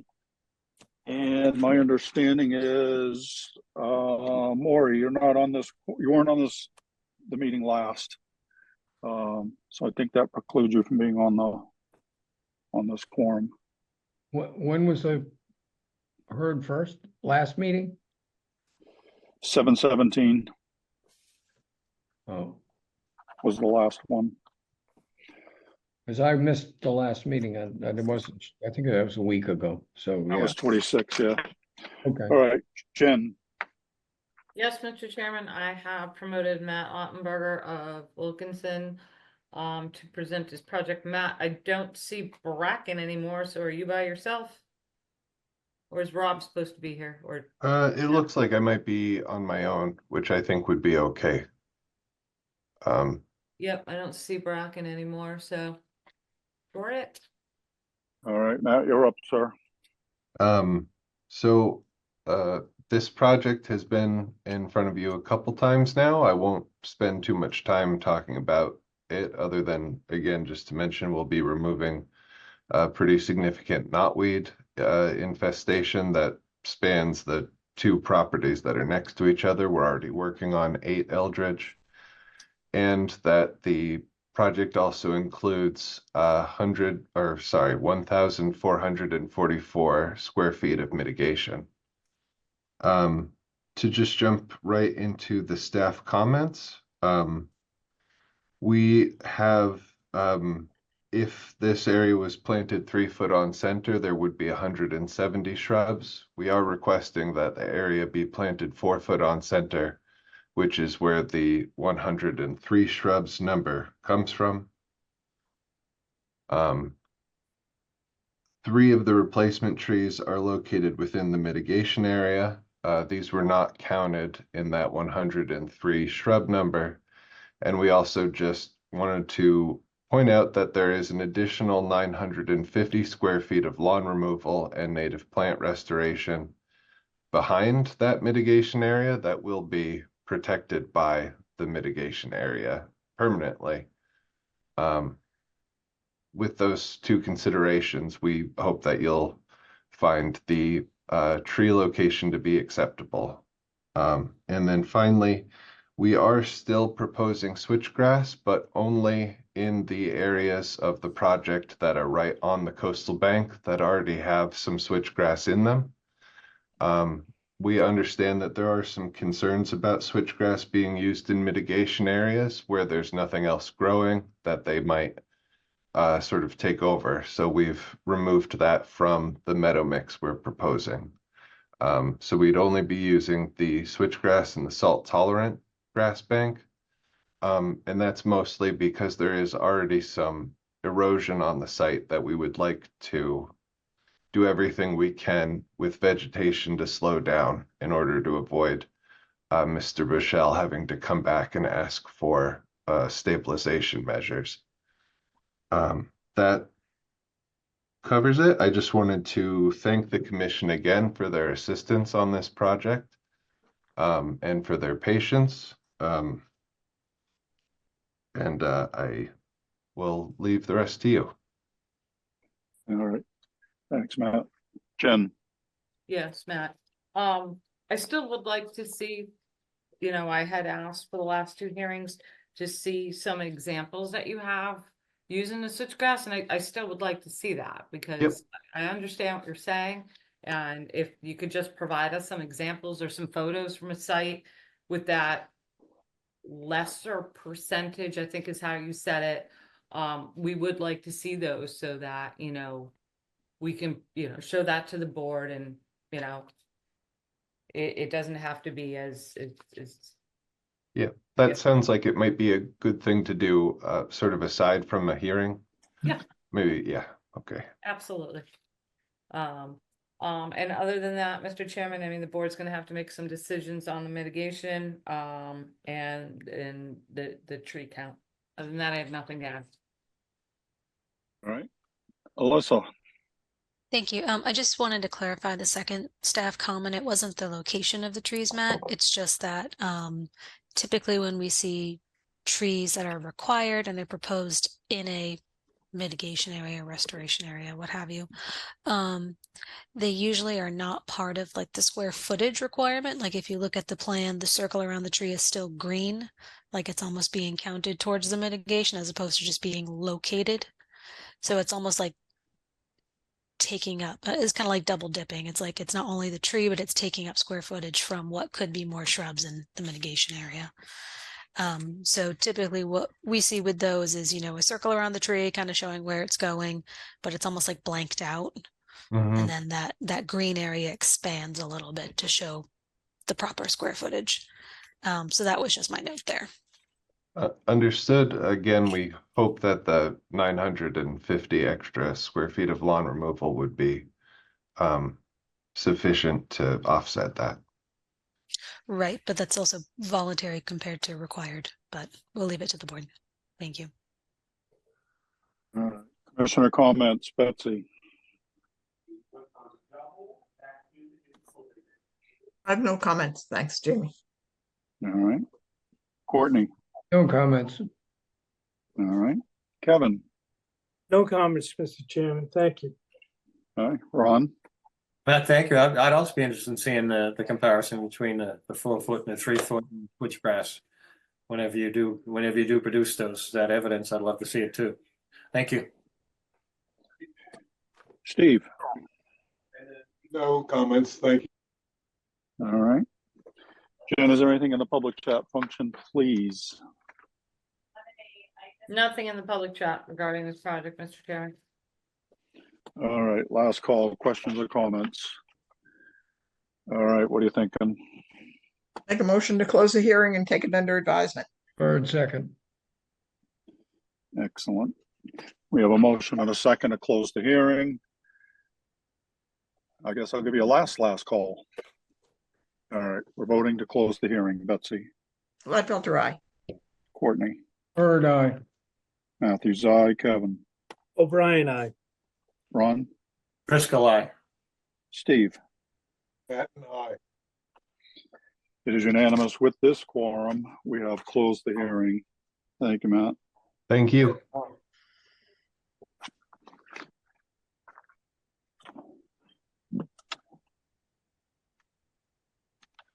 All right. Next up is Woods Hole Oceanographic Institution, 86 Water Street, Woods Hole, Mass. Request to amend the order of conditions for Mass DEP number 25-4690 to reconfigure the bulkhead, modify the pile design, resign. I think it's supposed to be redesign the new waterfront building and incorporate minor modifications to the design of the small craft marina and robotics vehicle port. And before anybody begins, I have the quorum excludes Maury and Betsy. Jen. Yes, Mr. Chairman, I have promoted Dwight Dunk of Epsilon, Leslie M. McGee with Hui, Eliza Nutter, I think. Yep. And is there anybody else I should be promoting up, Dwight? Dwight, you're on mute.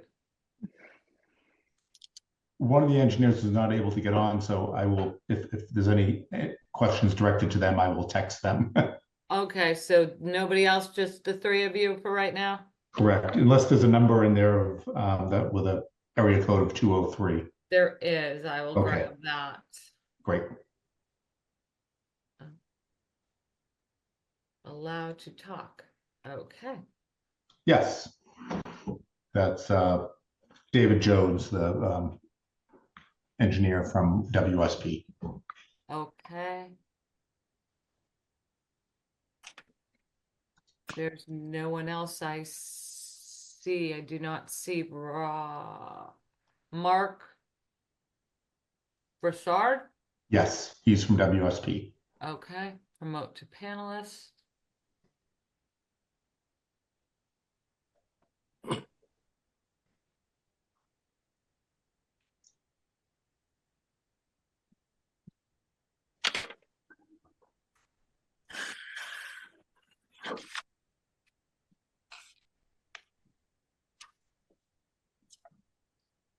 I think I have everybody. Great.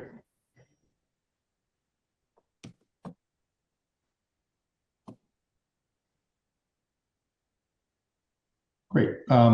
Actually, Mr. Chairman and members of the commission, we don't have a presentation. This amendment request was continued to address the staff comments that were issued for the previous hearing. And those have been, we submitted everything that was requested on July 30. And we believe that everything has been answered to staff's satisfaction, but so with that, we really just are here to respond to any questions that the commission or the staff has with the supplemental material that was submitted. Excellent. All right. Jen. No comments, Mr. Chairman. All right. Alyssa. No comments. Thank you. Ooh, this is interesting. All right. Courtney. No comment. All right. Kevin. No comments, Mr. Chairman. Ron. Same thing, no comments, thank you. Steve. No comments. Well, it took longer to bring everybody into the meeting than it did to talk about it. All right. But in fairness, does anybody have anything they want to add from the applicant side? Smart. All right, Jen, is there anything in the public chat function, please? Nothing in the public chat, Mr. Chairman, and they addressed all the staff's concerns, so we're fine. Mr. Perfect. Chairman, I'll make a motion to Yes. close the hearing and take it under advisement. Second. All right, we have a motion and a second to close the hearing. Last call, any questions or comments? All right, we're voting to close the hearing. Courtney, Bird, aye. Matthews, aye. Kevin, O'Brien, aye. Ron, Driscoll, aye. Steve. Pat and I, thank you all for coming and your time Oh, thank you, Mr. Chair, members of the commission and staff. and your brevity. We appreciate it. All right, so with this quorum, we have closed this hearing. Thank you, everyone.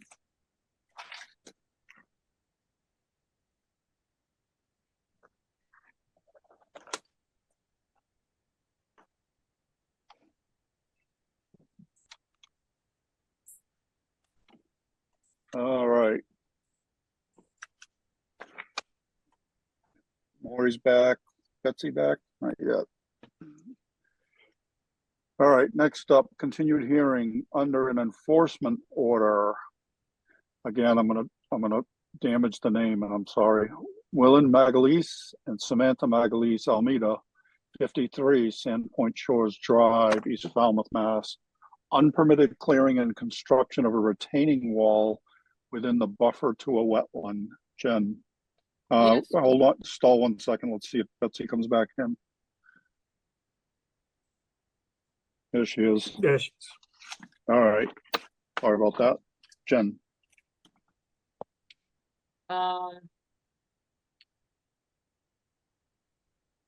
Yes, Mr. Chairman, I have promoted Samantha up, and I am promoting Roberto Andre, who is going to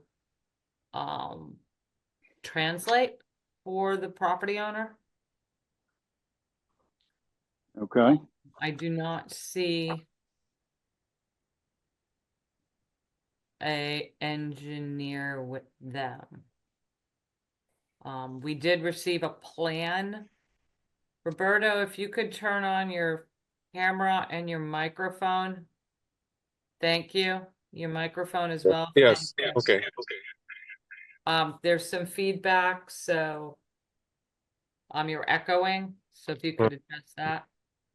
I think suppose we are Maybe they could go on one If screen. you're in the same room, that's what that feedback is. Actually, she just muted herself, so she might be all set. okay. We did receive a plan from Strong Tree Environmental. Does need some more additional work, but we are on our way to addressing this violation. With that, Alyssa, do you mind going through everything for the board? I can. I was anticipating the engineer here to share the plan, but I can just kind of talk in generalities. The plan was emailed. Let me see if I can see. Yeah. Oh, yeah, I'll try to find it and then share it. But we have opened the second hearing in relation to this enforcement hearing prior. This is taking place at 53 and 59 Sandpoint Shores, where there was the unpermitted construction of a retaining wall as sort of the back wall to an expanded driveway that the homeowners at 59, both houses are labeled 53. I forgot which one was which, were creating.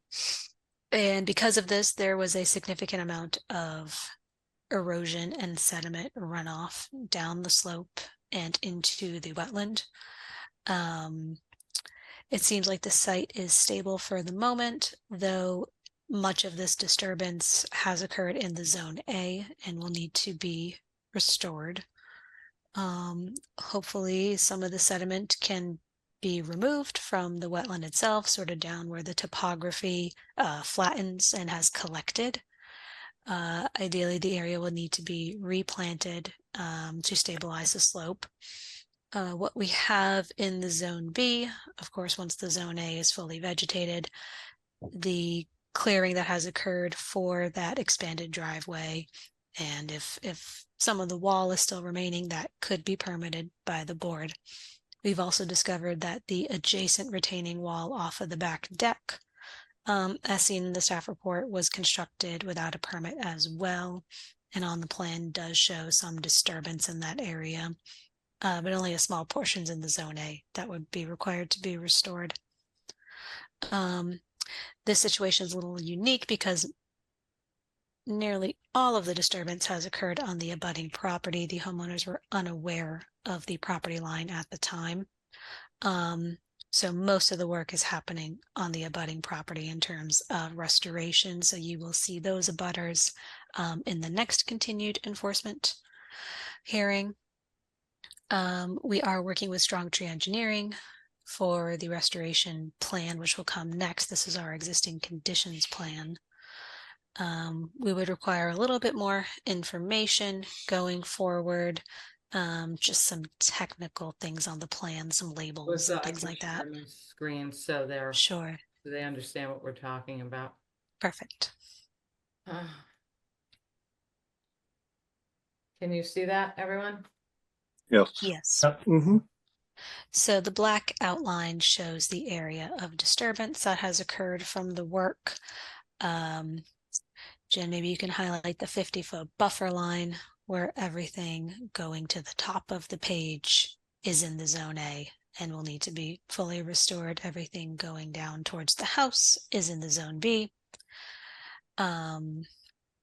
Couple things that we need. We do have the square foot area of disturbance, but I'm wondering if we can get some cut and fill calculations. I don't know if they can tell us, you know, approximately how much fill has accumulated, at least down below in the wetland. Is it, you know, is it worth getting it out, or is it going to disperse? You know, kind of what's their recommendation? The trees are identified, but I'm not sure if any of those are stumps. I do know there was at least 1 or 2 trees cut out there. So I just want a little clarification there. Going forward with a restoration plan, I think what we'll do is kind of zoom in to that area in the Zone A. We'll go out there, meet with the homeowners and the engineer and kind of discuss where plantings could be placed and show those on a plan. The existing understory is pretty much gone at this point, given the amount of sediment that's traveled down and the ruts that have formed from the water coming off of the driveway, pushing the sediment. This is a joint plan because it does fall on 2 properties. So that's why both the abutters are involved.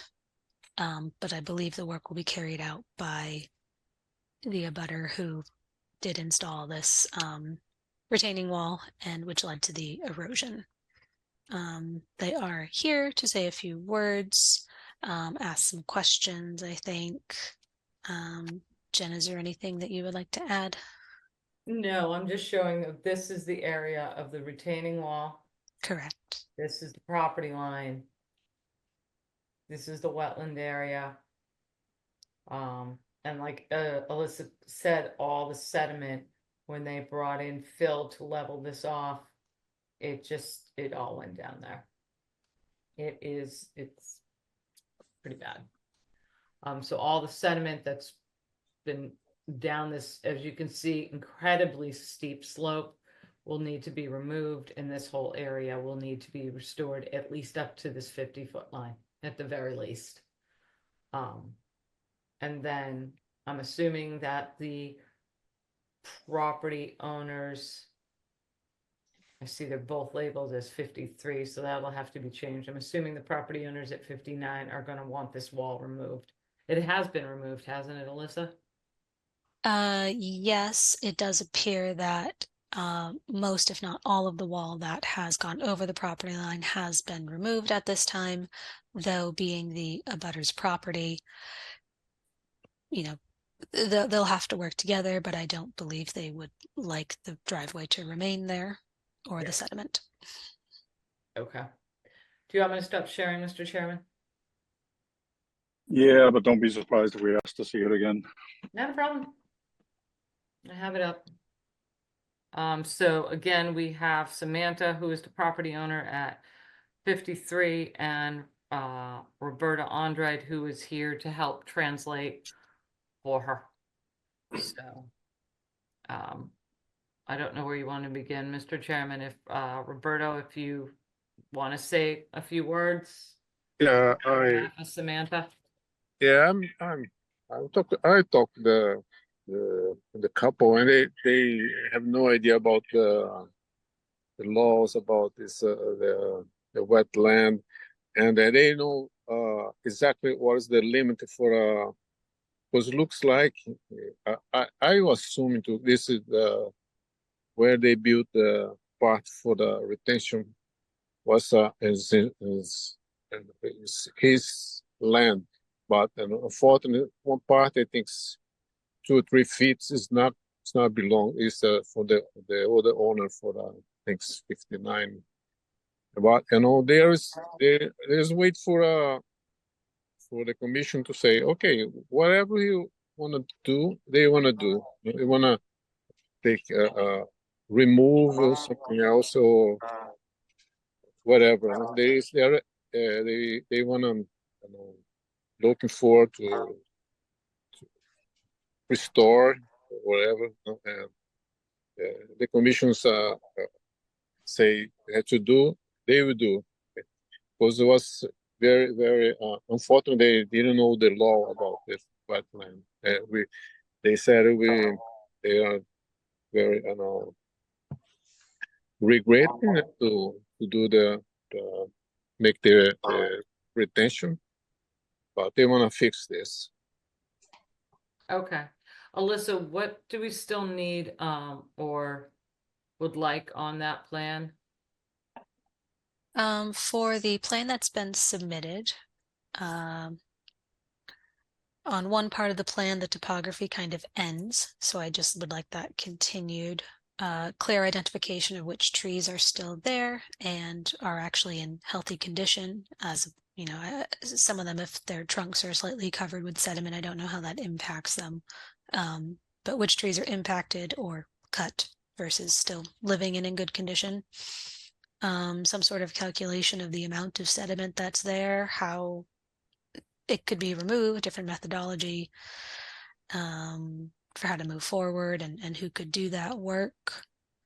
And then the commission will need to determine if they can approve what remains in the zone B.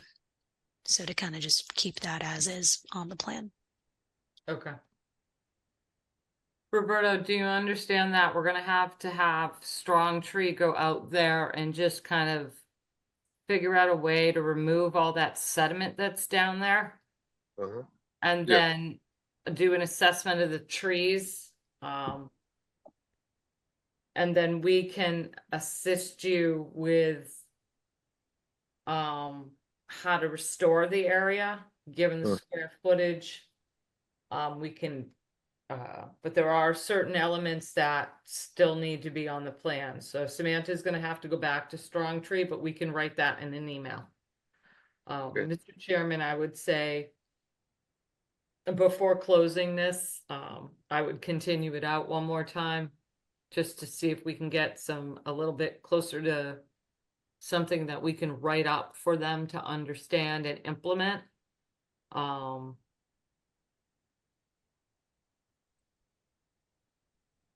So that's where I'm going with that. All right, but to be clear, the wall's been removed or is going to be removed from 59, but they want to keep it on 53. Is that accurate? I don't know if they want to keep it exactly where it is now that they know where their property line is. I assume so, but we haven't gotten that answer. Yeah, we are able to. We want to remove the part for the contention for the another property, for the neighbor property. Okay.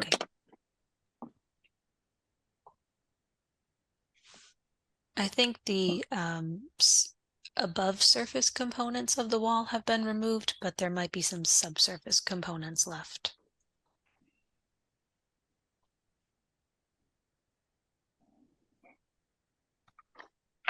Okay, but the neighbors don't want the walls. They do not. Okay. All right, commissioner comments or questions? All right, so we're looking at, we want to continue this out one more time so we can get some clarification from Strong Tree. That's basically what you said, right, John? Correct. Okay. All right. So let's clarify. We can start work with remove the part for the neighbor. We have to wait for the new hearing for the commission. What do you want to do with the neighbor, Roberta? What do they want to do? I wanted to remove the part for the contention from the neighbor. You want It'll to just continue. There'd be no barrier for all the sediment that keeps washing down. I think they should wait until they have an enforcement order with the proper erosion control and methodology to remove it without impacting the situation more. Yeah, The erosion control that's in place now is not adequate. They have a wattle. I haven't been out there since it's been installed to take photos to see if it has changed. I have pretty accurate photos from several weeks that show progression of erosion. I mean, we can go back out there. We'll have to go back out there as staff You know and what, kind we of can- look at the area to help them with restoration plans so we could Yeah. look at it. Mr. Chairman, prior to the next hearing, we can go out and meet Roberto and the property owners out there and see if they can't start some work with maybe getting that sediment out without making it worse before that enforcement order is issued. Yeah, or supplement the existing erosion control. Correct. We've been So they- pushing this out because we've had a language barrier issue, so it has dragged on. So I know that both property owners as well as the people assisting them, as well as us, we do want to get this kind of moving. Yep. It's just been delayed for circumstances out of everyone's control. Right, but we're moving forward now. Yes, we are. So So, Roberta, we can I'm meet you just- out there next week and talk about what you can do before the next hearing, okay? Okay. All Okay. right. Okay. Roberto, thank you for helping. Okay. You're welcome. Thanks. Thank you for your understanding, and we look forward to fix the problem. The couple is a nice couple. They don't want to create problem. They never. They just didn't know the law, and we apologize for this for them. I understand. Okay. Mr. Let's Chairman, move I would forward. say continue this out until the 28th, and then we'll meet with them prior to that and get them started. Okay. All right. So I would take a motion to that effect. I'll move to continue the hearing until the 28th of August. Second, Gladfelter. All right, so we have a motion and a second to continue this to 28th. Staff will work with the homeowners to see what the next, what's practical, and Strong Tree, correct? Yes. So, okay. All right. So we're voting on the continuance. Betsy, Gladfelter, aye. Courtney, Bird, aye. Matthews, aye. Kevin, O'Brien, aye.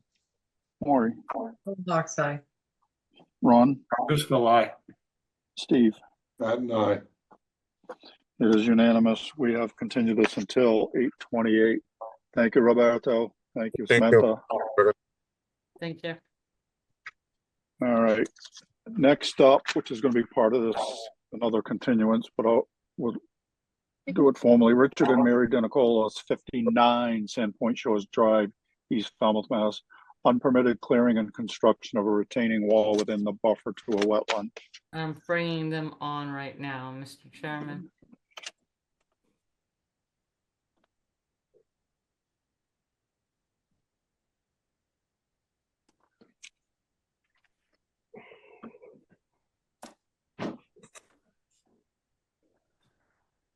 You don't look like Mary. No, I'm her, the husband. I just got home I'm here. and she's right here too. We're both here. All right. Jen or Alyssa, maybe you want to put some context to this first? I mean, it's part of Yes. the previous. Yes. So these are the abutters at number 59, where most of the disturbance as seen on the plan, the property where it has occurred, but not by these individuals here. We have opened this hearing. When we first introduced the project, we had to advertise both properties, obviously, because work took place on both properties. We wanted the Denicolas to be a part of this process. So number one, they have a complete understanding of what the enforcement order will look like, the work that will be required to take place. And I believe that you guys have had a chance to review the plan submitted so far by Strong Tree. Is that correct? Have you been working with them? Well, I just saw it when you sent it yesterday. Okay, that was the first time. Okay. And just to inform the board of what your intentions are for the project, you obviously don't want the wall to exist on your portion of the property, correct? Correct. Right. And then, as we were stating in the previous hearing, at the very least, we would have them revegetate and remove the sediment from the zone A. That does not quite go all the way up to the retaining wall where it is now, but having disturbance on your property, ideally, you would like that full area to be revegetated and restored back to what it was. Yes, that's okay. what we're looking for. So Jen, I know it becomes a little tricky here versus what the board will require versus legally how the two neighbors work together to deal with the trespassing and clearing issue. I don't really know how to expand upon that for the board. But I just wanted them to verbalize what they would like to see. I mean, the area was cleared without a permit. We could require the whole area to be restored. I mean, technically, we only ideally, so I'm going to share the plan one more time, Mr. Chairman, for the benefit of the Delacolas. So, sir, this is your property right here. This is mislabeled. This is the wall. This is our zone A. So at very least, your neighbors have to restore all of this. This becomes basically a legal issue between you and your neighbor. We can write an order that requires them to restore all of this if that is what you would like. Since it was cleared without a permit. Was it fully vegetated before the wall went in? Yes. Okay. Do you have any questions for me on this plan, why I have it up on the screen, or I can explain something to you on this plan? Well, the wall that they put up, it's partially still up. Okay, so that's gonna have to be removed. And like Alyssa said, the footing is still on about 15 feet on my land, but Okay. there's another 3 feet that's not been taken down. That's a full wall that's on my property as well. And are those properties, this property boundary right here staked out in the field by Strong Tree? Right. It is? Yes. Okay. They put markers all the way to the back of the shed where I have my shed, and they put markers all the way down to the wall and wall. behind the wall as well. Okay. So what we might be able to do, Mr. Chairman, is when we meet with Roberto and the neighbor, obviously, Mr. and Mrs. Delacola, we're going to be on your property, so we would notify you and maybe we could all meet together. I don't know what kind of relationship you have with your neighbors, but we're going to need to access your property with them to show them what they need to do. Is that acceptable to you? No problem at all. Okay. At all. Yep. Okay, and we will inform you when we're there, and it might actually be very beneficial to have just a conversation with both parties at once. Sure, So that's no all on the problem. same page, we give clear direction, they can start the work, because obviously this has been dragging out and we want this to get some resolution, and I don't want to have to wait for Strong Tree to update their plan because all the surveyors are busy. I'd rather give some guidance to start some of that work to get that sediment out of there and kind of restore your property Right, for you. sure. Okay. Yep. Does that sound acceptable, Mr. Chairman? Yeah, I mean, if the neighbors are amenable to, restoring, regardless of which property it's on, if you will, but restoring what they caused, then hopefully this, it gets done and it doesn't have to become a big civil issue, Correct. And it sounds like they're agreeable to that. They just want to hear what they need to do. So that's something that, everybody needs to work out with Strong Tree. Yeah. And Mr. Denicola, we don't want them to touch the wall yet, the removal, until, we have a little better idea what needs to be done for the restoration. So they're not dogging it. We're kind of making them dog it, if you know what I mean. Yeah. So we're stalling it, but it's for the right reasons. So hopefully we come up with a good plan of restoration. And then, we should make them restore the A zone and the B zone on the Denacola's property, because, they shouldn't have been there anyway. And I think they're acknowledged that. So hopefully it doesn't become real adversarial, Yeah. Let's just get it fixed and, correct it and move on. Sure. So in that respect, this wants to be continued as well. Correct. To the 28th. Correct. And then in the meantime, again, you guys are going to work with the owners and the Strong Tree and hopefully hash out a plan. Not quite sure how much Strong Tree is going to be involved going forward, but we will do our best. Okay. Okay, well, somebody has to come up with a plan, right? Yep. I'll make a motion to continue this to the 28th. Bird second. All right, we have a motion and a second to continue this along with the other one to 8/28. Last call, questions or comments? All right, we're voting on the continuance. Betsy? Gladfelter, aye. Courtney? Bird eye. Matthews, aye. Kevin? O'Brien, aye. Maury? Hawks eye. Ron? Driscoll, aye. Steve? At aye. It is unanimous. We have continued this to 8/28. Thank you. Betsy has a question. Yeah, could you put up that plan again? I think that the street was mislabeled, the name of it.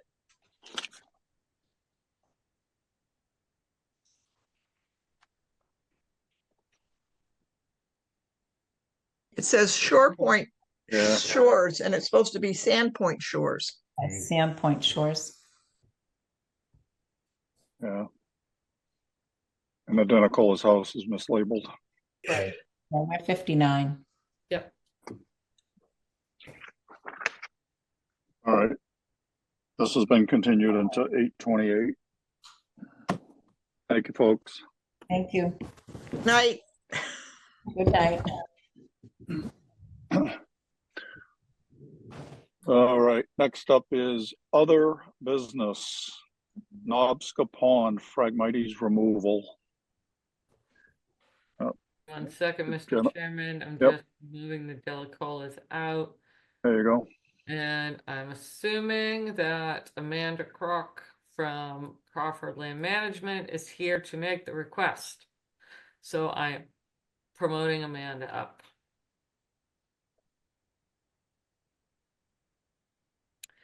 And this is kind of a,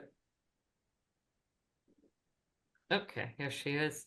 This is on the agenda because this is I believe it's like a 7, it's a pond. There's a Phragmites removal projects being proposed, and they are looking for, I'm assuming, a waiver of the requirement to submit a land survey of the pond and the properties, correct? That is correct, yes. But there's no application before us yet, correct? No. Not at the moment. The reason behind that is proposal reasons. We want to make sure we're giving the client accurate proposal at the end of the day. We did speak with Alyssa a little bit about the NOI, and I think what we would like to propose to do is we went out there and kind of paddled around just to see what was going on, and it's few and far between, some phragmites, and I can show you a map of where we were seeing it if you're interested. That would be helpful. Would you like to see that? Yes, please.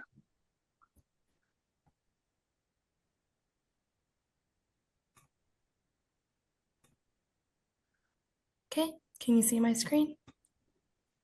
We can see our agenda. You see our agenda. All right. There you go. Yep, so this is going to be the map that we did. We came down on Novska from the west, if you're looking at this straightforward on. The drop-in point was right around here. So we just kind of paddled around. There was some small frag roots and old stalks in here, kind of around the pond very sporadically. No crazy large stands or anything of that nature. The Philip Richardson is just looking to kind of get ahead of this before it takes over and kind of chokes out the native veg that's there. So given the nature of the project, it would be cost intensive for him to get a survey done comparative to the work that we'd be doing. It would kind of it would be very expensive to do the ground survey in comparison to how much this would actually cost him to do. So what we would like to propose is doing a GIS map where we can go out and kind of map out those areas for you in polygons and things of that nature, and propose it that way to kind of save him the time and the money that would come along with such a small project for a ground survey.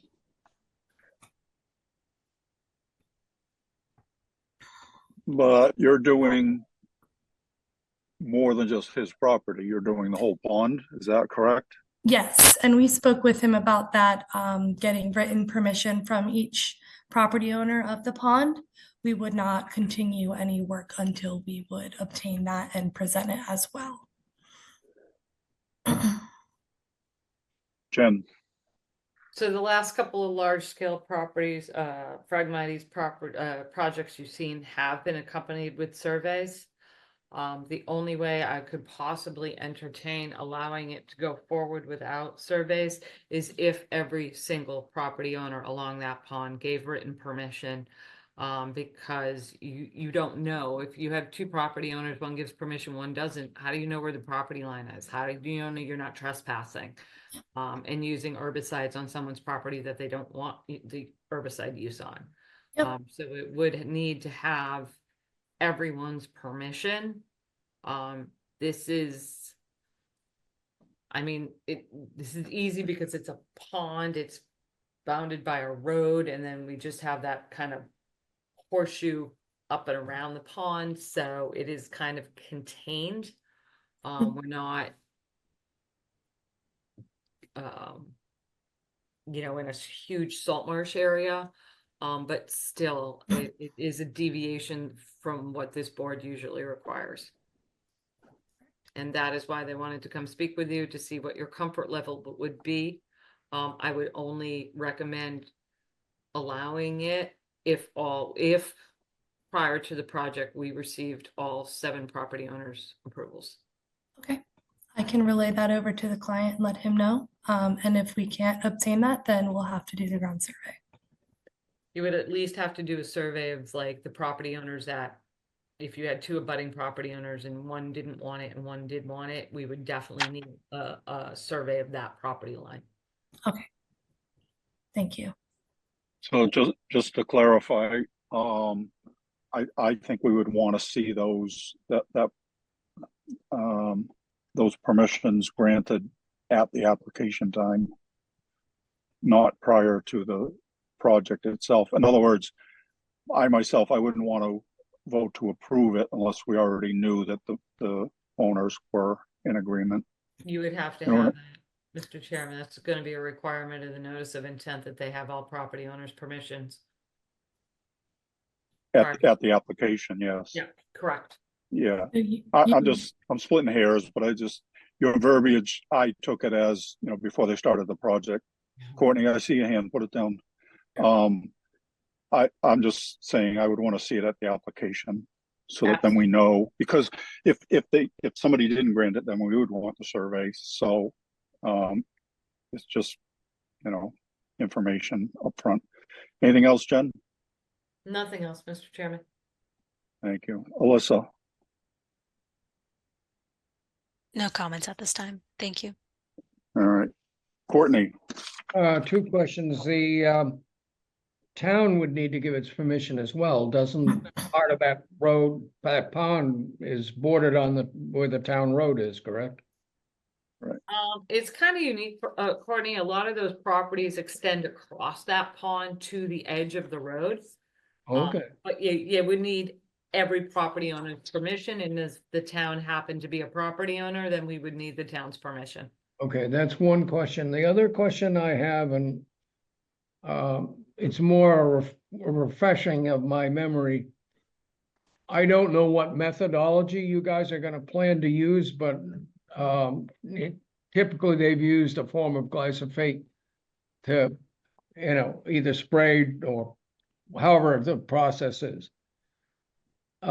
Is my recollection correct that the town banned that use of that chemical on the town land? I'm asking that question because I recall something about that. And I may be wrong, I may be, in my old age dreaming, but it's something we ought to look into. I don't believe so, Courtney. I have a vague recollection of something you're talking about. Yeah, it seemed to me They that did ban something, but I don't think it was that. They banned something at the in the parks. Yeah, I think it bears looking into. That's all I'm asking. Yeah. I think it's a great project. I want to see it going forward. Having done a similar project on my own land with a lot of other landowners, so I think it's a great thing. But I'm just making sure you cover your bases. No other questions. We'll figure it out, Courtney. That's an easy text message over to the park superintendent. Okay. Yeah. All right. Any other questions or comments? All right. So I think you have your marching orders, Amanda. I do. Thank you. Jen, I don't think we need to formalize anything, correct? No, you're just stating that if you receive all 7 property owners, or how many property owners are along that pond, that you would not require a formal land survey. Okay. And just to clarify, you want those written statements from those landowners when we apply for the NOI? Correct. It's Okay. going to be a requirement of the NOI. Awesome. Thank you. Okay. Thank you, Amanda. Chris, have a great night. Thank you. Have a good night. All right. Next up, boat orders of conditions. Before I even say the first one, Courtney and Maury are not on any of these quorums. So if you want to be dismissed, you can be dismissed. I want to be dismissed. Thank you. Good teacher. Enjoy your evening. I want to be dismissed. Thank you, guys. Good night, Maury. Good night, Good Cory. night, Courtney. Good night, Maury. Good night, all. We're very envious. Well, I'm going to have some adult beverage to celebrate. Hey. Okay. Get off, Courtney, so we can move on. All right. Thank you, Boat Betsy. orders of conditions. First up, Bob Sauerberg, 135 Little Neck Bars Road, Falmouth, Mass. Mr. Chairman, I have to find my other pile of papers.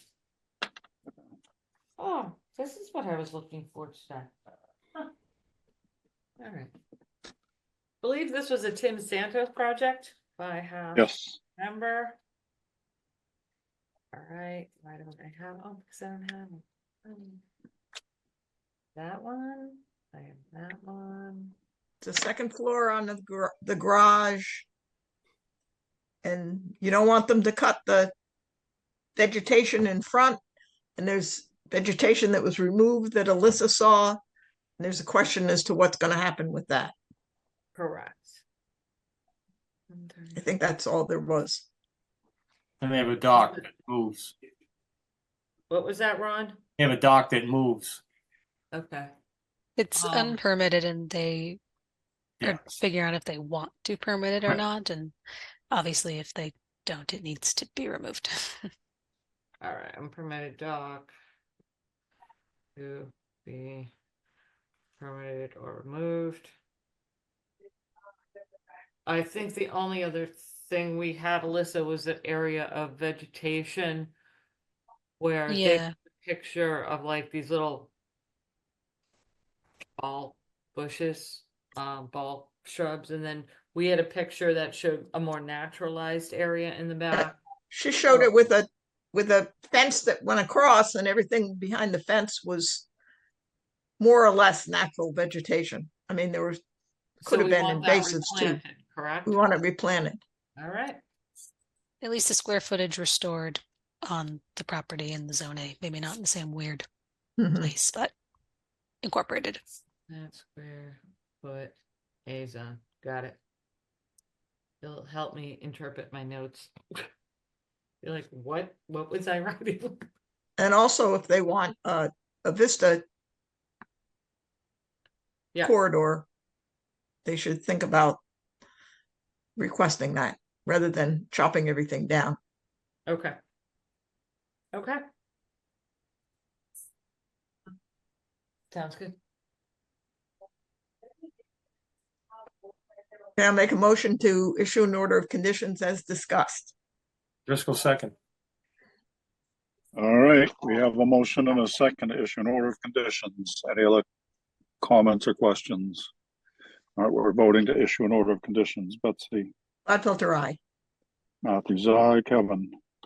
O'Brien, aye. Ron? Driscoll, aye. Steve? Pat and I. It is unanimous. We have issued an order of conditions. Next up, William Drinan Jr. and Lisa Kane, trustees, 17 Family Trust, 103 Childs River Road, East Falmouth, Mass.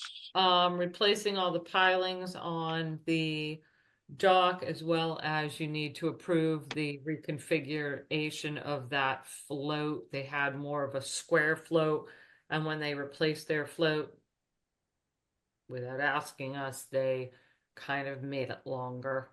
Same square footage, just a different configuration. So we're approving what they changed it to, correct? Yes, Which is the same square footage. correct. I believe someone requested they wanted the mooring field and the water depth labeled on the plan. That was me. I thought so. Well, I mean, usually they come in with the mooring field indicated. Mooring field and soundings. Well, I said sound, there are soundings.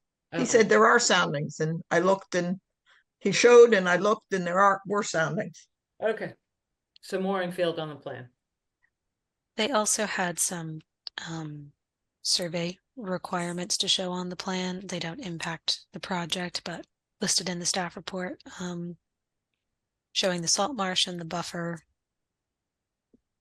adding the 50-foot buffer to the coastal bank, surveying the trees a bit better, labeling the gravel. He All right, also needs to gonna make say sure. revised plans, Yeah. CC report. Cleaning up the. Yeah. Yeah, clean up that plan. Okay. And then assuring that the mitigation is fully present. It Yeah. kind of looked like there were some voids. Okay. Everybody ready? Anything else? Make a motion to continue. I'll make a motion to issue an order of conditions as discussed. Driscoll second. Thank you, Betsy. All right. You're welcome. We have a Ron. motion and a second to issue an order of conditions. Any other questions or comments? We're voting to issue the order of conditions. Betsy? Gladfelter, aye. Matthews, aye. Kevin? O'Brien, aye. Ron? Driscoll, aye. Steve? Pat and I. It is unanimous. We have issued an order of conditions. Next up, John and Kerry Kober, 442 Ecopesket Road, Falmouth, Mass. Yes, they want to install a garage and a pool. Right. Onto the site, there's an unpermitted patio, so the patio has to be removed. They're proposing to remove that. They're proposing to reestablish a buffer. They would like to keep a kind of landscaped wall in that buffer area. There's really no reason for it to Oh, no stay. wall, no wall. Okay, remove So wall. there. And then I made a note that we should not sign off on the building permit for the garage or the pool until the restoration of the buffer, the patio, and the wall are all removed. All cleaned up. And just to note, the original requirements were within 10 feet of the house, so if the board was amenable, we could at least give them that 10-foot. Yeah, I think it's Mhm. shown on the plan yeah. like that, yeah.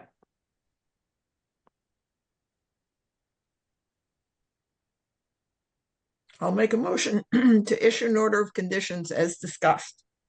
Driscoll second. All right, we have a motion and a second to issue an order of conditions. Any other questions or comments? We're voting to issue the order of conditions. Betsy, Gladfelter, aye. Matthews, aye. Kevin, O'Brien, aye. Ron, Driscoll, aye. Steve. And It is unanimous. We have issued an order of conditions.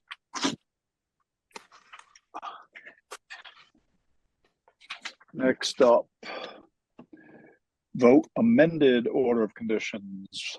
Falmouth Yacht Club, Inc., 0 Clinton Avenue, map and parcel ID is 46B-02-020-0000H, Falmouth, Mass. We just had And 2 requests to extend the requirement of the removal and repair of that unpermitted trap rock that was laid after a storm, and the ability to keep the swing set and remove it seasonally and during storm events. So I don't know what the board wants to do with the swing set, but I think you were agreeable that they had a signed contract by the end of August. Correct. You would allow the trap rock and repair of that area to be done by, I can't remember, middle of October. October 11th. Okay. Okay, signed contract August 31st. And we'll extend that out to October, to be completed by October. What was that, Mr. Chairman, 11th?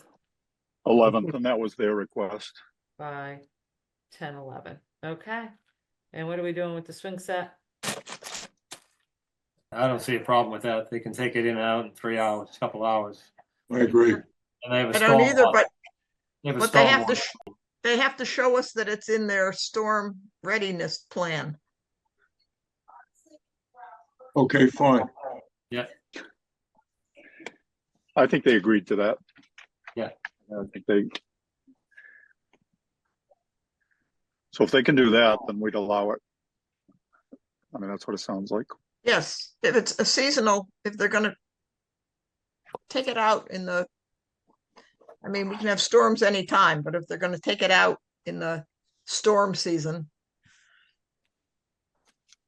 Agreed. so I'll make a Right. motion to issue an order of conditions as discussed. Driscoll second. All right, we have a motion and a second to issue an order of conditions. Any other questions or comments? All right, we're voting to issue an amended order of conditions. Betsy, Gladfelter, aye. Matthews, aye. Kevin, O'Brien, aye. Ron, Driscoll, aye. Steve. Aye. It is unanimous. We have issued an order of conditions. And before we have the last motion, a reminder, there's no meeting next week. So last motion, who wants it? Motion to adjourn, Driscoll. And second. Gladfelter, Nobody wants aye. to go. Matthews, aye. Driscoll, aye. You skipped one. Kevin? O'Brien, aye. Pat and I. We can go out of order. Yeah, we did. We All did. right, it's unanimous. We're adjourned. Thank you, everyone.